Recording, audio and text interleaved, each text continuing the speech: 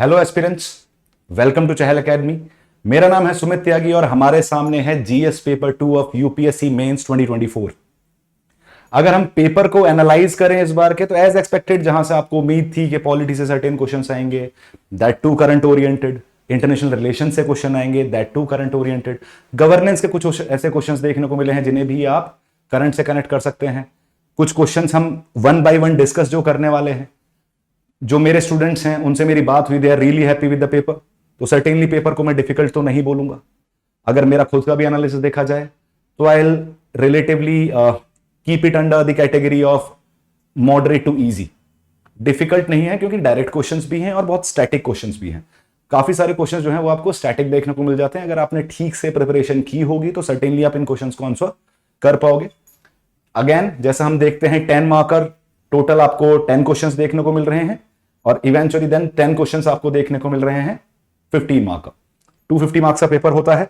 One by one हम paper solve करने की कोशिश करेंगे, देखेंगे क्या अप्रोच होनी चाहिए पेपर को रिसॉल्व करने के लिए, किस तरीके से आंसर्स आपको लिखने चाहिए थे, क्या कंटेंट होना चाहिए था, क्या स्ट्रक्चरिंग होनी चाहिए थी आंसर की, और किस तरीके से आपको जो कीवर्ड्स हैं क्वेश्चंस के अंदर, जो डिमांड ऑफ द क्वेश्चन को जस्टिफाई करते हैं, जो डिमांड ऑफ द क्वेश्चंस को बेसिकली आउटराइटली बताते हैं आपको कि क्वेश्चन आपसे क्या डिमांड कर रहा है, उन्हें किस तरीके से समझने की जरूरत थी। अगर क्वेश्चंस को शुरू किया जाए तो सबसे पहले ही हम मूव करते हैं क्वेश्चन नंबर 1 पे। क्वेश्चन बोल रहा है, examine the need of electoral reforms as suggested by various committees with particular reference to one nation one election. Right, सबसे important aspect, of course one nation one election has been in news, has always been in news for the past 5 or 6 years। थोड़ा सा अभी जो discussion है इस चीज को लेकर वो बहुत ज्यादा बड़ा है, तो of course it was expected कि वन नेशन वन इलेक्शन से रिलेटेड क्वेश्चन सर्टेनली पूछा जा सकता है। और जो पहला ही क्वेश्चन है 10 मार्क का, वो वन नेशन वन इलेक्शन से रिलेटेड आया है। इसमें हमसे पूछा गया है नीड ऑफ इलेक्टोरल रिफॉर्म्स, मतलब हमें यह देखना है कि किस तरीके से जो प्रेजेंट सिस्टम है उसके क्या कॉन्स हैं, क्यों हमें वन नेशन वन इलेक्शन की तरफ मूव करना चाहिए। तो सबसे पहली लाइन मुझे सजेस्ट कर रही है, मेरा सबसे पहला दिमाग थॉट आके आना चाहिए कि मैं रेलेवेंस बताऊं वन नेशन इलेक्शन की कि क्यों जरूरी है। इवेंचुअली मुझे किससे कनेक्ट करना है, उसे कमिटीज से कनेक्ट करना है, जो गवर्नमेंट मेड कमिटीज हैं जिन्होंने कुछ सजेशन प्रोवाइड करे हैं। तो वो क्या सजेशन प्रोवाइड कर रही हैं? फॉर एग्जाम्पल, सबसे पहले तो आप इलेक्टोरल रिफॉर्म्स को डिफाइन करोगे in introduction. You will define electoral reforms, this would be your introduction, क्योंकि this is the key term जो सबसे पहले मुझे देखने को मिल रही है, the crux of this question. Electoral reforms would be defined, then I talk about the committees. For example, अभी रिसेंटली मेरे पास रामनाथ कोविंद कमिटी बनी थी रिलेटेड टू दिस। अब इस कमिटी का क्या रिप्रेजेंटेशन था, इस कमिटी के क्या रिकमेंडेशंस थे, उस बारे में डिस्कशन करना था, उस बारे में लिखना था हमें। इन्होंने बोला कि वन नेशन वन इलेक्शंस ना होने की वजह से, ये साइमल्टेनियस इलेक्शंस ना होने की वजह से पॉलिटिकल इंपैक्ट भी पड़ता है, सोसाइटल इंपैक्ट भी पड़ता है और इकोनॉमिकल इंपैक्ट भी पड़ता है। सोसाइटल इंपैक्ट कैसे पड़ता है? आपको इलेक्शंस के टाइम पे सोसाइटी में फॉल्ट लाइंस राइज होती हुई दिखती हैं। फॉर एग्जांपल, जैसे ही आपको सदर्न इंडियन इलेक्शंस होते हुए दिखेंगे, सदर्न इंडियन स्टेट्स में इलेक्शन होते हुए दिखेंगे, तो आपको लैंग्वेज इशू राइज होता हुआ दिखेगा। इवेंचुअली जब आपको ट्राइबल स्टेट्स में राइज होते हुए दिखते हैं, इलेक्शंस कंडक्ट होते हुए दिखते हैं, तो आपको फिर वो ट्राइबल डिस्क्रिमिनेशन, सोशल ऑस्ट्रेसाइजेशन जैसी चीजें राइज होती हुई दिखती हैं। और ये एक आइडेंटिटी पॉलिटिक्स का एक टूल है जो जनरली इलेक्शंस के अंदर यूज किया जाता है। तो सोसाइटी के ऊपर एक नेगेटिव इंपैक्ट।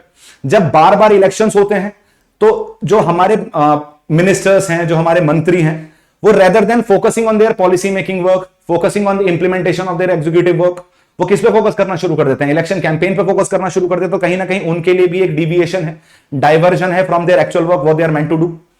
पॉलिटिकल पर्सपेक्टिव से अगर देखा जाए तो जो पॉलिटिकल जो रीजनल वर्सेस नेशनल पार्टी वाला डिवीजन है, तो कहीं ना कहीं फेडरलिज्म को भी इंपैक्ट करता हुआ दिखता है। ये कहीं ना कहीं आपको टसल्स क्रिएट होती हुई दिखती हैं नॉन साइमल्टेनियस इलेक्शंस की वजह से। आपको regional parties versus national party में जो टसल्स हैं वो बहुत ज्यादा बढ़ती हुई दिखती हैं। तो ये तीनों एंगल से इंपैक्ट होता हुआ दिखता है। This was the recommendation of Ramnath Kovind. तो इन्होंने कहा है कि साइमल्टेनियस इलेक्शन कंडक्ट कराने चाहिए। कैसे कंडक्ट कराने चाहिए? पहले लोकसभा इलेक्शंस और जो विधानसभा इलेक्शंस हैं इनको साइमल्टेनियसली कंडक्ट कराना चाहिए। देन हम पंचायत, जो लोकल सेल्फ गवर्नमेंट वाले इलेक्शंस हैं, उनको पिक्चर में लेके आना चाहिए with in 100 days. Right, with in 100 days हम इनकी भी बात करेंगे। साथ में जब आप अमेंडमेंट को सजेशन किया है, इन्होंने अमेंडमेंट सजेशन किया है कि आर्टिकल 324A ऐड होना चाहिए, जिससे सीईसी के हाथ में पंचायत इलेक्शंस भी कंडक्ट कराने की थोड़ी सी अथॉरिटी आए। और साथ ही साथ 324A के साथ ऐड होने के साथ आपको 325 में भी अमेंडमेंट देखने को मिलेंगे, जिससे कॉमन इलेक्टोरल रोल बनता हुआ दिखे, एक कॉमन वोटिंग रोल बनता हुआ दिखे, जिससे सबके पास रीजनल इलेक्शंस, स्टेट इलेक्शंस और सेंट्रल इलेक्शंस के लिए अलग अलग वोटर आईडी ना या फिर इलेक्टोरल रोल्स में आपको रजिस्टर ना कराना पड़े। इससे 2-3 फायदे और भी हैं। इससे फायदे ये हैं कि जितनी भी हमारी मशीनरी यूज हो रही है, for example government teachers are involved in conducting elections, उसमें कहीं ना कहीं वो टीचिंग पर्सपेक्टिव पे गवर्नमेंट स्कूल में जो टीचिंग की क्वालिटी है वो भी आपको डिक्रीज होती हुई दिखती है, क्योंकि teachers are meant to do certain other things. साथ में जितनी भी हमारी सिक्योरिटी फोर्सेज हैं उन्हें पांचों के पांचों साल कभी किसी स्टेट में कभी किसी स्टेट में इलेक्शन ड्यूटी पे लगे रहना पड़ता है, तो वो भी एक इशू हो रहा है। तो कहीं ना कहीं साइमल्टेनियस इलेक्शंस आपको इन सब चीजों को दूर करने में हेल्प करेंगे। प्रॉब्लम यह आएगी कि यार साइमल्टेनियस इलेक्शंस कंडक्ट कैसे करवाओगे, तो वो भी रामनाथ कोविंद कमेटी का रिकमेंडेशन है कि अगर कहीं नो कॉन्फिडेंस मोशन आ जाता है तो बेसिकली जो न्यू इलेक्शन होंगे, फ्रेश इलेक्शन होंगे, वो केवल रिमेनिंग पीरियड के लिए होंगे। फर्स्ट लोकसभा इलेक्शन के बाद जो नेक्स्ट स्टेट इलेक्शंस हो रहे हैं, तो जो असेंबली पीरियड होगा वो किसके साथ सिनर्जाइज करना चाहिए, लोकसभा इलेक्शंस या लोकसभा पीरियड के साथ सिनर्जाइज करना चाहिए। तो फायदे हमने देख लिए हैं। कहीं ना कहीं पॉलिटिकल पर्सपेक्टिव से पॉलिटिशियंस अपना काम कर पाएंगे, इकोनॉमिकली फायदेमंद है, बार बार इलेक्शन कमीशन को इन्वॉल्व नहीं होना पड़ेगा, वो अपनी बाकी चीजों पे increasing the efficiency of elections उस पर फोकस कर सकती है। अगर सोसाइटल पर्सपेक्टिव पे देखें तो सोसाइटल फॉल्ट लाइंस आपको पूरे 5 साल चलती हुई नहीं दिखेंगे, किसी ना किसी इशू की वजह से आपको सोसाइटी में डिवाइड क्रिएट होता हुआ नहीं दिखेगा। टीचर्स जैसी जो हमारी सिक्योरिटी एजेंसीज हैं उनका वर्कलोड थोड़ा सा कम होता हुआ दिखेगा और वो सिक्योरिटी पर्सपेक्टिव पे और ज्यादा फोकस कर पाएंगे। लेकिन इसके कुछ कॉन्स भी हैं। सर्टेनली जब हम बोल रहे हैं कि one nation one election principle की हम बात करें तो ऐसा नहीं है एग्जाम में लिखा है तो आप नेगेटिव एस्पेक्ट भी कहीं ना कहीं बताने की कोशिश करोगे, आपको कन्फाइन करना है इन सबको इन 150 वर्ड्स। इसमें आप नेगेटिव एस्पेक्ट क्या बताओगे, या रीजनल पर्सपेक्टिव, रीजनल पार्टीज का जो इशू है वो कहीं ना कहीं फेडरलिज्म को ऐसे इंपैक्ट कर रहा है कि आप डोमिनेशन देख पाओगे किसका, नेशनल इश्यूज का ओवर रीजनल इश्यूज। हर स्टेट में आपको अलग इश्यूज देखने को मिलते हैं, सेंटर के इश्यूज हमेशा अलग होते हैं। फॉर एग्जाम्पल दिल्ली में जब आप विधानसभा चुनाव देखते हो तो आपको आम आदमी पार्टी जीतती हुई दिखती है, लेकिन जब लास्ट 2 इयर्स के आप लोकसभा इलेक्शंस देखोगे तो कंप्लीट स्वैप मारा है बीजेपी ने, जो सेंट्रल गवर्नमेंट की पार्टी है, जो ये सजेस्ट करता है कि रीजनल इश्यूज और सेंट्रल इश्यूज दोनों डिफरेंट हैं, जो Delhi is one of the best example of it. तो कहीं ना कहीं मुझे देखने को मिल रहा है कि रीजनल इश्यूज कहीं ना कहीं सब्जुगेट किए जा सकते हैं अंडर द नेशनल इश्यूज, और वो रीजनल पार्टीज के एग्जिस्टेंस को भी क्वेश्चन कर सकता है, राइट। तो कुछ नेगेटिव इश्यूज भी हैं, लेकिन from the economic point of view, from the political point of view, from the social point of view, certainly one nation one election is a preferred idea. और हम इसको कंक्लूजन में इसी तरीके से कंक्लूड करेंगे कि हमें इस चीज को भी ध्यान रखना पड़ेगा, किसी भी तरीके से रीजनल पार्टीज के एग्जिस्टेंस, जो कोऑपरेटिव फेडरलिज्म है, उस पर इंपैक्ट ना हो इस वन नेशन वन इलेक्शन का। आई गेस आप इस चीज को समझ चुके होंगे कि इस क्वेश्चन को किस तरीके से आपको अटेम्प्ट करना था। Moving on to the next question, जो हमें सेकंड क्वेश्चन देखने को मिल रहा है, that is related to the Lok Adalat and administrative tribunals. Definitely मेरे बच्चे तो काफी खुश होने वाले हैं इस क्वेश्चन से, क्योंकि काफी डिटेल में इन दोनों का डिफरेंशिएशन फ्रॉम द कोर्ट वाले पर्सपेक्टिव का डिफरेंशिएशन मैंने उनके साथ डिस्कस किया था। They are really happy when they saw this question. Lok Adalat हमारे पास एग्जांपल है एडीआर का, ऑल्टरनेटिव डिस्प्यूट रिजोल्यूशन मैकेनिज्म का। एडमिनिस्ट्रेटिव ट्रिब्यूनल हमारे पास एक कॉन्स्टिट्यूशनल पर्सपेक्टिव है, आर्टिकल 323A ऐड किया गया 42nd कॉन्स्टिट्यूशनल अमेंडमेंट एक्ट के थ्रू। डिफरेंस क्या है दोनों के अंदर, देखो यार, एलएसए एक स्टैट्यूटरी बॉडी के थ्रू बनाया गया, पहली बार लोक अदालत को एस्टेब्लिश किया गया था 1982 के अंदर। कहां एस्टेब्लिश किया गया था, गुजरात के अंदर किया गया था। इवेंचुअली आपको 1987 के अंदर एक एक्ट आता हुआ दिखता है जिसे हम बोल रहे हैं legal services authority act of 1987, जिसने इसको स्टैट्यूटरी पावर दी लोक अदालत को एस्टेब्लिश करने की। फाइनली 1995 में नालसा बनता हुआ दिखता है आपको, नेशनल लीगल सर्विस अथॉरिटी, और 2002 के अंदर हमने इस लीगल सर्विस अथॉरिटी एक्ट को अमेंड किया और परमानेंट लोक अदालत का प्रोविजन इंपोज किया। आपको फिर परमानेंट लोक अदालत भी देखने को मिल जाती है। जहां तक बात करें एडमिनिस्ट्रेटिव ट्रिब्यूनल की, लोक अदालत पे भी वापस आएंगे हम, जब जो सेकंड एस्पेक्ट है इस क्वेश्चन का उसको डिस्कस करने कि whether they can entertain civil as well as criminal cases, इसको भी डिस्कस करेंगे। This is the second part of the question. Administrative tribunal का काम है एडमिनिस्ट्रेटिव मैटर्स को संभालना, पोस्टिंग, ट्रांसफर्स, रिक्रूटमेंट, इन सब, या फिर कोई एडमिनिस्ट्रेटिव मैटर हो गया है, उन सबको टैकल करना है, जिससे ऑलरेडी इतना ज्यादा बैकलॉग है ट्रेडिशनल जुडिशियल सिस्टम के पास, तो उसको कहीं ना कहीं कम किया जा सके। अब इसका मतलब मुझे यह देखने को मिल रहा है, ट्रिब्यून जो पर्सपेक्टिव है हमारे पास, एक तो सबसे पहले हमें एक्ट देखना है इसका। ट्रिब्यूनल का एक्ट मुझे देखने को मिल रहा है एडमिनिस्ट्रेटिव ट्रिब्यूनल एक्ट ऑफ 1985, जिसके थ्रू से स्टैट्यूटरी पावर प्रोवाइड की, ऑलरेडी कॉन्स्टिट्यूशन में इसे 42nd अमेंडमेंट के थ्रू ऐड कर दिया गया था ऑफ 1976। और किसके रिकमेंडेशन पे इसको एडमिट किया गया है, इंक्लूड किया गया into the constitution? On the recommendation of Sardar Swaran Singh committee. अब प्रॉप डिफरेंस क्या है? ये बोल रहे हैं कि सिविल और क्रिमिनल केसेस दोनों कर सकते हैं क्या? देखो, लोक अदालत सिविल भी कर सकती है, क्रिमिनल भी कर सकती है, लेकिन क्रिमिनल में दो टाइप के केसेस होते हैं, एक होते हैं कंपाउंडेबल ऑफेंसेस, दूसरे होते हैं non compoundable offences. Non compoundable offences वो होते हैं जो सीरियस ऑफेंसेस हैं, जो सीरियस क्राइम्स हैं, लोक अदालत उनके साथ डील नहीं करेगी। जबकि कंपाउंडेबल ऑफेंसेस जो हैं, जो नॉन सीरियस क्राइम्स हैं, उनके साथ लोक अदालत डील कर सकती है। जबकि एडमिनिस्ट्रेटिव ट्रिब्यूनल किसी भी तरीके से क्रिमिनल इश्यूज के साथ या क्रिमिनल केसेस के साथ डील नहीं कर सकते। लोक अदालत हमारा ऑल्टरनेटिव डिस्प्यूट रिजोल्यूशन सिस्टम है, जो किसके साथ काम कर रहा है? जो काम कर रहा है अलोंग विद ट्रेडिशनल जुडिशरी, जिससे उनका वर्कलोड कम किया जा सके। लोगों को नेगोशिएशन, आर्बिट्रेशन, जो एडीआर का हम पर्सपेक्टिव मानते हैं, उसमें से एक लोक अदालत है जिसका बाइंडिंग पर्सपेक्टिव देखने को मिल रहा है, जो हमारे जुडिशियल एस्पेक्ट को और ज्यादा इंप्रूव करता हुआ दिखता है। तो सर्टेनली आप डिफरेंशिएट कर सकते हो इन सारे पॉइंट्स के थ्रू। साथ में आप ये भी बता सकते हो कि हाँ जी, सिविल केसेस केवल कौन लेगा? एडमिनिस्ट्रेटिव केसेस लेता है तो एडमिनिस्ट्रेटिव मैटर्स एडमिनिस्ट्रेटिव ट्रिब्यूनल ले रहा है। Lok Adalat civil as well as criminal ले सकता है, लेकिन क्रिमिनल में केवल कंपाउंडेबल ऑफेंसेस लेगा, नॉन कंपाउंडेबल ऑफेंसेस नहीं इंक्लूड कर सकता। इवेंचुअली आप कंक्लूड करोगे किस तरीके से ये दोनों aspect, administrative tribunal as well as Lok Adalat, हमारे जुडिशरी को बेटर फंक्शन करने में हेल्प कर रहे हैं, बेटर जस्टिस डिलीवरी में हेल्प कर रहे हैं। जो हम बोलते हैं justice just must not be done, it should also be seen to be done. तो कहीं ना कहीं जब लोक अदालत की बात करते हो आप, तो इसमें पीपल्स पार्टिसिपेशन, इसलिए से लोक अदालत को पीपल्स कोर्ट भी कहा जाता है।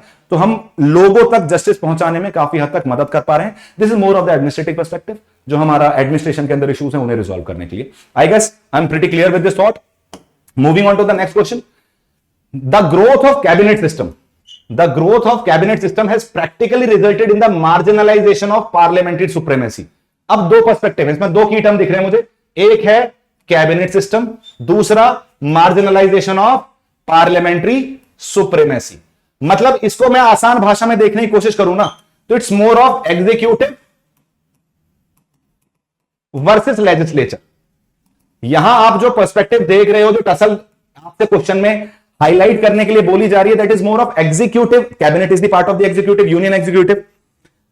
Parliamentary democracy is majorly the legislature. जितने भी आपको एमपीज बैठे हुए दिख रहे हैं पार्लियामेंट के अंदर, they are the part of parliamentary democracy. अब कहीं ना कहीं हम बोल रहे हैं कि जितना ज्यादा कैबिनेट सिस्टम राइज होता गया है, उतना ज्यादा आपने नैरो डाउन कर दिया है basically the decision making process को।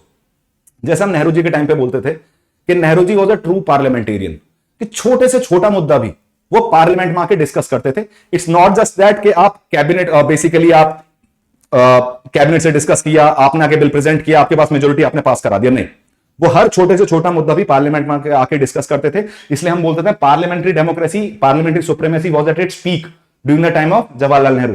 फिर हमें दिखता है इंदिरा गांधी का पीरियड, जिन्होंने कैबिनेट छोड़ो किचन कैबिनेट बना दी, जो केवल कुछ ही लोगों पे रिलाई करती थी, उनके पास मेजोरिटी थी। तो पार्लियामेंट्री सुप्रीमेसी वहां भी आपको डाउन होती दिखती है। Again in the Modi's era, जहां आपको मेजोरिटेरियन गवर्नमेंट देखने को मिल रही थी, जहां आपको अपोजिशन के सपोर्ट की नीड नहीं है, वहां भी आपको वापस क्या देखने को मिल रहा है? कैबिनेट सिस्टम वापस राइज होता हुआ दिखता है, जिसकी वजह से आपको एग्जीक्यूटिव जो है वो लेजिस्लेचर की अथॉरिटी के अंदर इंटरफेयर करता हुआ दिखता है। हमारे यहां doctrine of separation of powers है, separation of powers, this is mentioned under article 50।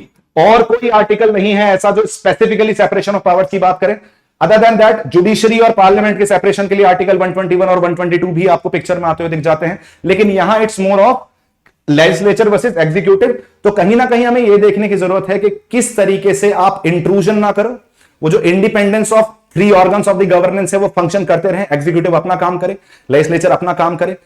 Parliament के पास सर्टेनली पार्लियामेंट्री कमिटीज जैसी जो चीजें हैं, इसमें एक और एंगल आप ये जोड़ सकते हो कि जो पार्लियामेंट्री कमिटीज हैं, जो बेसिकली पार्लियामेंट्री सुप्रीमेसी को शोकेस करती हैं, कहीं ना कहीं वो यूनियन एग्जीक्यूटिव जो है, जो काउंसिल ऑफ मिनिस्टर्स हैं, जो कैबिनेट है, उनके ऊपर चेक एंड बैलेंस क्रिएट करता है। और जब ये चेक एंड बैलेंस क्रिएट करता है, तो कहीं ना कहीं लेजिस्लेचर क्वेश्चन पूछ सकती है, अकाउंटेबिलिटी बढ़ा देती है सरकार की, यूनियन एग्जीक्यूटिव की। जब भी आपको मेजोरिटेरियन गवर्नमेंट पिक्चर में आती हुई दिखेगी, आपको पार्लियामेंट्री कमिटीज का रेलेवेंस भी कम होता हुआ दिखेगा, जिससे आपको पार्लियामेंट्री सुप्रीमेसी भी कम होती हुई दिखेगी। साथ के साथ एक और एस्पेक्ट जो इसके साथ जोड़ा जा सकता है, जब हम पार्लियामेंट्री सुप्रीमेसी और कैबिनेट सिस्टम की बात कर रहे हैं, तो एक एस्पेक्ट आपके लिए बहुत ज्यादा जरूरी है, यह बताना कि कैबिनेट कॉन्स्टिट्यूशन में मेंशन्ड है। कब ऐड हुआ?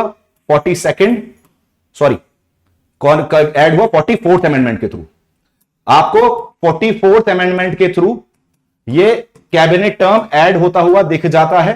कौन से आर्टिकल के अंदर? अंदर आर्टिकल 352, जिसके अंदर यह बोल दिया गया था कि जब भी नेशनल इमरजेंसी लगाई जाएगी, it has to be done with the written request of cabinet. उसके बिना आप नेशनल इमरजेंसी इंपोज नहीं कर सकते। इसके अलावा पार्लियामेंट्री सुप्रीमेसी को आपको पता है, we are a representative democracy, we are a parliamentary democracy. हमारे यहां पार्लियामेंट्री सोवरेनिटी नहीं है, लेकिन फिर भी हमारे यहां पार्लियामेंट्री सुप्रीमेसी है, because the people who are represented being represented in the parliament are us and we have popular sovereignty. तो parliamentary supremacy is the one of the most important aspect of it, right. इसको conclude करोगे किस तरीके से? Balance of power बना रहना चाहिए, separation of powers बना रहना चाहिए। एक बॉडी दूसरे में इंटरफेयर करेगी तो कहीं ना कहीं जो फंक्शनल डेमोक्रेसी का जो बैलेंस है, जो डेमोक्रेटिक गवर्नेंस का बैलेंस है, वो बिगड़ता हुआ आपको दिख सकता है।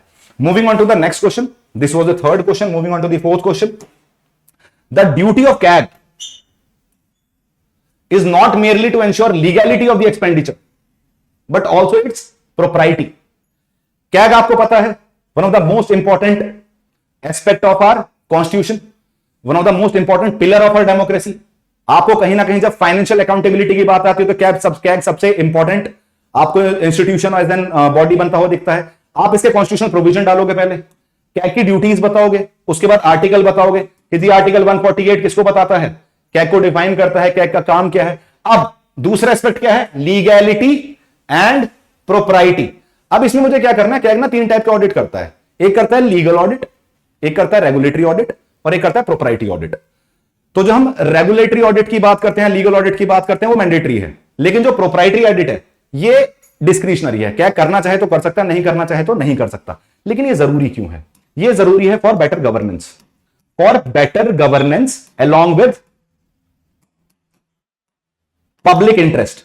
अगर आप पब्लिक इंटरेस्ट को ध्यान में रखते हुए चेक करोगे कि इसने कितना खर्चा किया है, वो कहीं ना कहीं आप कैग के प्रोप्राइटी ऑडिट से देखोगे। प्रोप्राइटी ऑडिट देखागा क्या भाई, क्या स्टैंडर्ड्स अपनाए गए, क्या विजडम थी तुम्हारी, तुमने इकोनॉमी को ध्यान रखा क्या? कहीं अगर 5 रुपए खर्च हुए थे और वो काम 3 रुपए में हो सकता था, फिर भी तुमने 5 ही रुपए खर्च करे या 3 रुपए में कर दिया उस काम को।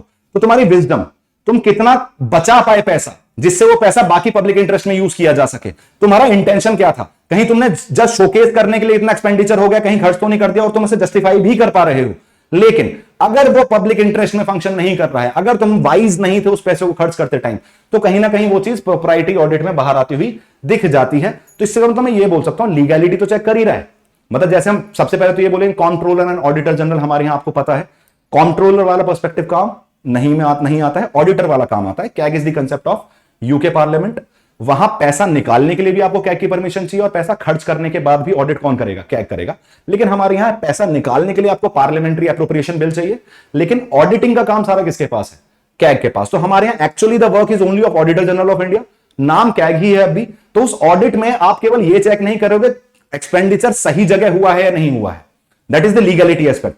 हम ये भी चेक करें सही इंटेंशन के साथ हुआ है नहीं हुआ है, सही सोच के साथ हुआ है नहीं हुआ है, विजडम के साथ हुआ है नहीं हुआ है, पब्लिक इंटरेस्ट को ध्यान में रखते हुआ है या फिर नहीं हुआ है।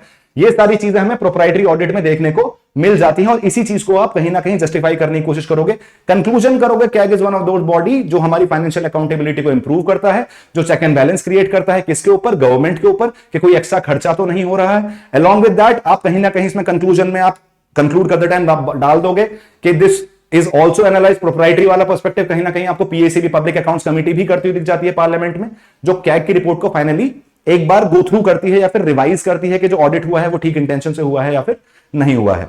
तो this was the fourth question. Moving on to the fifth question, analyse the role of local bodies in providing good governance at the local level, bring out the pros and cons merging the local bodies with the urban local bodies. See सवाल है सबसे पहले यहां local bodies in providing good governance. शुरुआत कहां से होगी? Gandhian principle of article 40, local self government, grass root democracy. Along with that आपको देखने को मिलेगा inclusive governance, regional matters better deal कर सकते हैं। ये सब नहीं लिखना है, लेकिन जनरल पर्सपेक्टिव में आप इसे इंट्रोडक्शन में ये सारे पॉइंट्स यूज कर सकते हो। अब इशू क्या है? Bringing out the pros and cons of merging the local bodies with the urban local bodies. इसमें यह है कि रूरल लोकल बॉडीज और अगर अर्बन लोकल बॉडीज को मर्ज कर दिया जाए तो उसके प्रोज क्या हैं, उसके कॉन्स क्या हैं। देखो प्रोज में क्या क्या देखने को मिलेगा। प्रोज ये है यूनिफाइड गवर्नेंस देखने को मिलेगी, better tackling of issues, better तरीके से आप इश्यूज को टैकल कर पाओगे।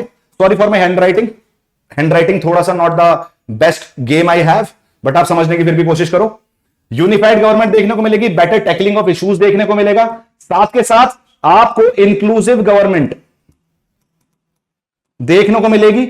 इसके अलावा जो रर्बन जैसे मिशन चल रहे हैं, रर्बन मिशन जैसे आपको देखने को मिलते हैं, जिसकी हम बात करते हैं providing urban amenities in rural areas, या फिर जितने भी आप इसमें देखने को मिलता है कि इससे एक और फायदा यह भी होगा, रर्बन अगर आप अप्लाई करते हो तो कहीं ना कहीं जो रूरल अर्बन माइग्रेशन है उसको भी रोक पाओगे और आप बेटर कर पाओगे किसको, एक ओवरऑल डेमोक्रेटिक गवर्नेंस को, राइट। अब ये तो थे हमारे प्रोज। कॉन्स क्या है? कॉन्स मुझे देखने को मिल रहा है भाई इश्यूज। अगर इश्यूज की बात की जा रही है, जस्ट अ मिनट, अगर इश्यूज की बात की जा रही है तो आप देखो रीजनल इश्यूज या जो रूरल इश्यूज हैं और जो अर्बन इश्यूज हैं वो बिल्कुल डिफरेंट हैं। मतलब रूरल एरियाज के जो इश्यूज देखने को मिलेंगे वो बिल्कुल अलग देखने को मिलेंगे, अर्बन एरियाज के जो इश्यूज देखने को मिलेंगे वो बिल्कुल अलग देखने को मिलेंगे। तो कहीं ना कहीं मर्ज करने से किसी ना किसी के साथ तो कॉम्प्रोमाइज आपको करना पड़ेगा। और जनरल पर्सपेक्टिव में हमेशा ये देखने को मिला है हमारे देश के अंदर कि हमेशा अर्बन पर्सपेक्टिव रूरल पर्सपेक्टिव से डोमिनेट कर जाता है। इसका बेस्ट एग्जांपल क्या है? प्राइमरी हेल्थ केयर सेंटर्स अच्छे नहीं है लेकिन टर्शरी हेल्थ केयर सेंटर्स बहुत अच्छे हैं हमारे यहाँ। प्राइमरी गवर्नमेंट स्कूल्स अच्छे नहीं है लेकिन फिर भी अगर आप शहरों में गवर्नमेंट स्कूल्स की हालत देखोगे, it is way better then in villages. तो इसका एक फायदा पर्सपेक्टिव क्या है कि शायद रूरल का बेटर हो जाए, लेकिन नुकसान क्या है कि वापस फोकस किस पे आ जाए, अर्बन के ऊपर आ जाए। दूसरी चीज कल्चरल डिफरेंसेस। कल्चरल डिफरेंसेस में कहीं ना कहीं अगर वो अर्बन और रूरल दोनों साथ में लेके चल रहे हैं तो दोनों के इश्यूज ही नहीं, कल्चरल एस्पेक्ट्स को, दोनों के सेंटिमेंट्स को मेंटेन कर पाना पॉसिबल नहीं हो पाएगा। जिस इंक्लूसिविटी की हम बात करते हैं, जिस डेमोक्रेटिक गवर्नेंस की हम बात करते हैं, जिस ग्रास रूट डेमोक्रेसी की हम बात करते हैं, वो कहीं ना कहीं अपना ऑब्जेक्टिव फेल करती हुई दिखेगी। इसलिए कॉन्स भी आपको, ये 3-4 कॉन्स आपको देखने को डेफिनेटली मिल सकते हैं when it comes to merging of rural local bodies with the urban local bodies. इसलिए हमने क्या बोला यार, देखो रूरल के लिए हम एक फॉर अ लॉजिक है ना एक चीज का, कि आप जब भी कोई स्कीम चलाते हो तो उसका एक अर्बन पर्सपेक्टिव अलग चलाते हो, रूरल पर्सपेक्टिव अलग चलाते हो। क्यों चलाते हो?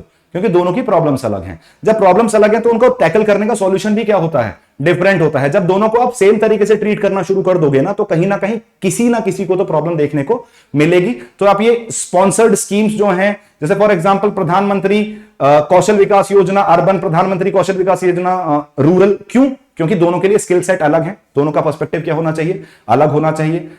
अर्बन लोकल बॉडीज जब वो फंक्शन करेंगे तो करप्शन के चांसेस बढ़ सकते हैं। रूरल पर्सपेक्टिव में कहीं ना कहीं आपको लार्ज फार्मर्स जो हैं वो डोमिनेट कर सकते हैं। जो एक्चुअल रूरल, जो ग्राम सभा वाला पर्सपेक्टिव जिसे हम डायरेक्ट डेमोक्रेसी बोलते हैं, वो भी इरोड होता हुआ दिखेगा। Urban local body can overtake the issues of rural local bodies. This would have been the answer in this case. इसको आप अच्छे से फ्रेम करते तो this would have been scoring question as well. Next है हमारे पास question number 6, public charitable trust. देखो सबसे पहले तो समझने की कोशिश करो पब्लिक चैरिटेबल ट्रस्ट है क्या। एक point, have the potential to make India's development more inclusive as they relate to certain vital issues. 3 point है, public charitable trust, more inclusive and public issues. Define कैसे करोगे? सबसे पहले पब्लिक चैरिटेबल ट्रस्ट को define करने की कोशिश करो। कैसे करोगे भाई? ये नॉन प्रॉफिट ऑर्गेनाइजेशन होती हैं। अगर आपको याद थी ये चीज तो अच्छी बात है, नहीं थी तो कोई दिक्कत नहीं थी इस चीज की। लेकिन ये 1882 का एक्ट था, Indian charitable act, Indian charitable trust act of 1882, जिसके अंदर ये पब्लिक चैरिटेबल ट्रस्ट आती हैं। पब्लिक चैरिटेबल ट्रस्ट का एक और एस्पेक्ट ये है कि ये किसके लिए काम कर रही हैं? पब्लिक वेलफेयर के लिए काम कर रही हैं, अनलाइक प्राइवेट ट्रस्ट जो किसी इंडिविजुअल या फैमिली के इंटरेस्ट में काम करती हैं। दूसरा एस्पेक्ट क्या है? इंक्लूसिव। इंक्लूसिव कैसे हो जाएगा? अगर ऐसे एनपीओस फंक्शन कर रहे हैं, जैसे for example public charitable trust was in question cause of PM care fund. PM care fund को आपने पब्लिक चैरिटेबल ट्रस्ट बना दिया था, डिक्लेयर किया था कि it's a public charitable trust. अब ऐसे केस में सरकार सारा काम नहीं कर सकती। देयर इज अ लिमिटेशन कि सरकार कितना कर सकती है, कितना नहीं कर सकती। तो of course you need certain help from the society itself. इसको आप प्रेशर ग्रुप की तरह, एक एनजीओ की तरह देख सकते हो। आप एक हेल्प चाहते हो certain sections of the society से कि वो भी गवर्नमेंट के साथ काम करें for the developmental perspective, for the public interest perspective. चाहे वो पॉवर्टी एलिवेशन है, चाहे वो हेल्थ केयर पर्सपेक्टिव है, चाहे वो एजुकेशन पर्सपेक्टिव है, चाहे वो अदर सोशल इश्यूज हैं, उनको टैकल करने में कहीं ना कहीं पब्लिक चैरिटेबल ट्रस्ट एक मेजर रोल प्ले करती है। और इस तरीके से वो इंक्लूसिव डेवलपमेंट भी प्रमोट करेगी और साथ के साथ वाइटल पब्लिक इश्यूज को भी टैकल करने में हेल्प कर सकती है, राइट। एक हल्का सा आपने कमेंट लिखा है तो ऑफकोर्स आप नेगेटिव एस्पेक्ट भी डालोगे in the end of the answer. उसमें आप ये लिखोगे कि public charitable trust are good but they can not be the sole body जिनके ऊपर रिलाई किया जा सकता है। Government can not withdraw their hands from doing the public welfare issues और for tackling the public welfare issues in the name के public charitable trust के ऊपर डाल दिया है। थोड़ा सा इशू इनके साथ पब्लिक चैरिटेबल ट्रस्ट के साथ थोड़ा करप्शन का भी इशू रहता है, क्योंकि टैक्स बेनिफिट मिलते हैं यहां से, पब्लिक चैरिटेबल ट्रस्ट से एनपीओ है, तो कहीं ना कहीं करप्शन इज अनदर इशू जो आपको देखने को मिलता है in case of public charitable trust. तो this was more about public charitable trust and I guess I am clear enough, right. Next question पे मूव करते हैं। Poverty and malnutrition creates poverty and malnutrition create a vicious cycle. देखो vicious कहां से आया है? Vice से। Vice का मतलब क्या होता है? नेगेटिव। नेगेटिव वैल्यूज को हम वाइस बोलते हैं। इसका मतलब ये किसी नेगेटिव साइकिल की बात कर रहे हैं कि एक नेगेटिव साइकिल बन रही है किसके बीच में? पॉवर्टी और मैल न्यूट्रिशन के बीच में। किसको इफेक्ट कर रहे हैं? Human capital formation. Human capital का मतलब क्या होता है? हमारी जनता, जो हमारे लोग हैं, जिसे हम क्या बोल सकते हैं कि बेसिकली हमारी डेमोग्राफी, डेमोग्राफी का इकोनॉमिक पोटेंशियल, जिसे हम डेमोग्राफिक डिविडेंड बोलते हैं। तो कहीं ना कहीं उस डेमोग्राफी तो है, लेकिन वो ह्यूमन कैपिटल फॉर्मेशन इतनी अच्छी है ही नहीं कि उसका इकोनॉमिक पोटेंशियल बन पा रहा है। क्यों नहीं बन पा रहा है? क्योंकि पॉवर्टी और मैल न्यूट्रिशन की एक विशियस साइकिल बनी हुई है। जो ह्यूमन कैपिटल स्किल्ड नहीं बन पा रहे हैं लोगों के पास मैलनरिज्ड हैं लोग, तो बेटर अपनी बेस्ट प्रोडक्टिविटी पे काम नहीं कर पाएंगे। बेस्ट प्रोडक्टिविटी पे काम नहीं कर रहे हैं तो बेस्ट आउटकम भी आपको नहीं निकलता हुआ दिखेगा। अब दूसरा क्वेश्चन क्या पूछा है इसमें? क्या स्टेप्स लिए जा सकते हैं इस साइकिल को तोड़ने के लिए? ठीक, दो तीन चीजें देखनी है। पहले आप क्या देखोगे? पॉवर्टी, मैल न्यूट्रिशन,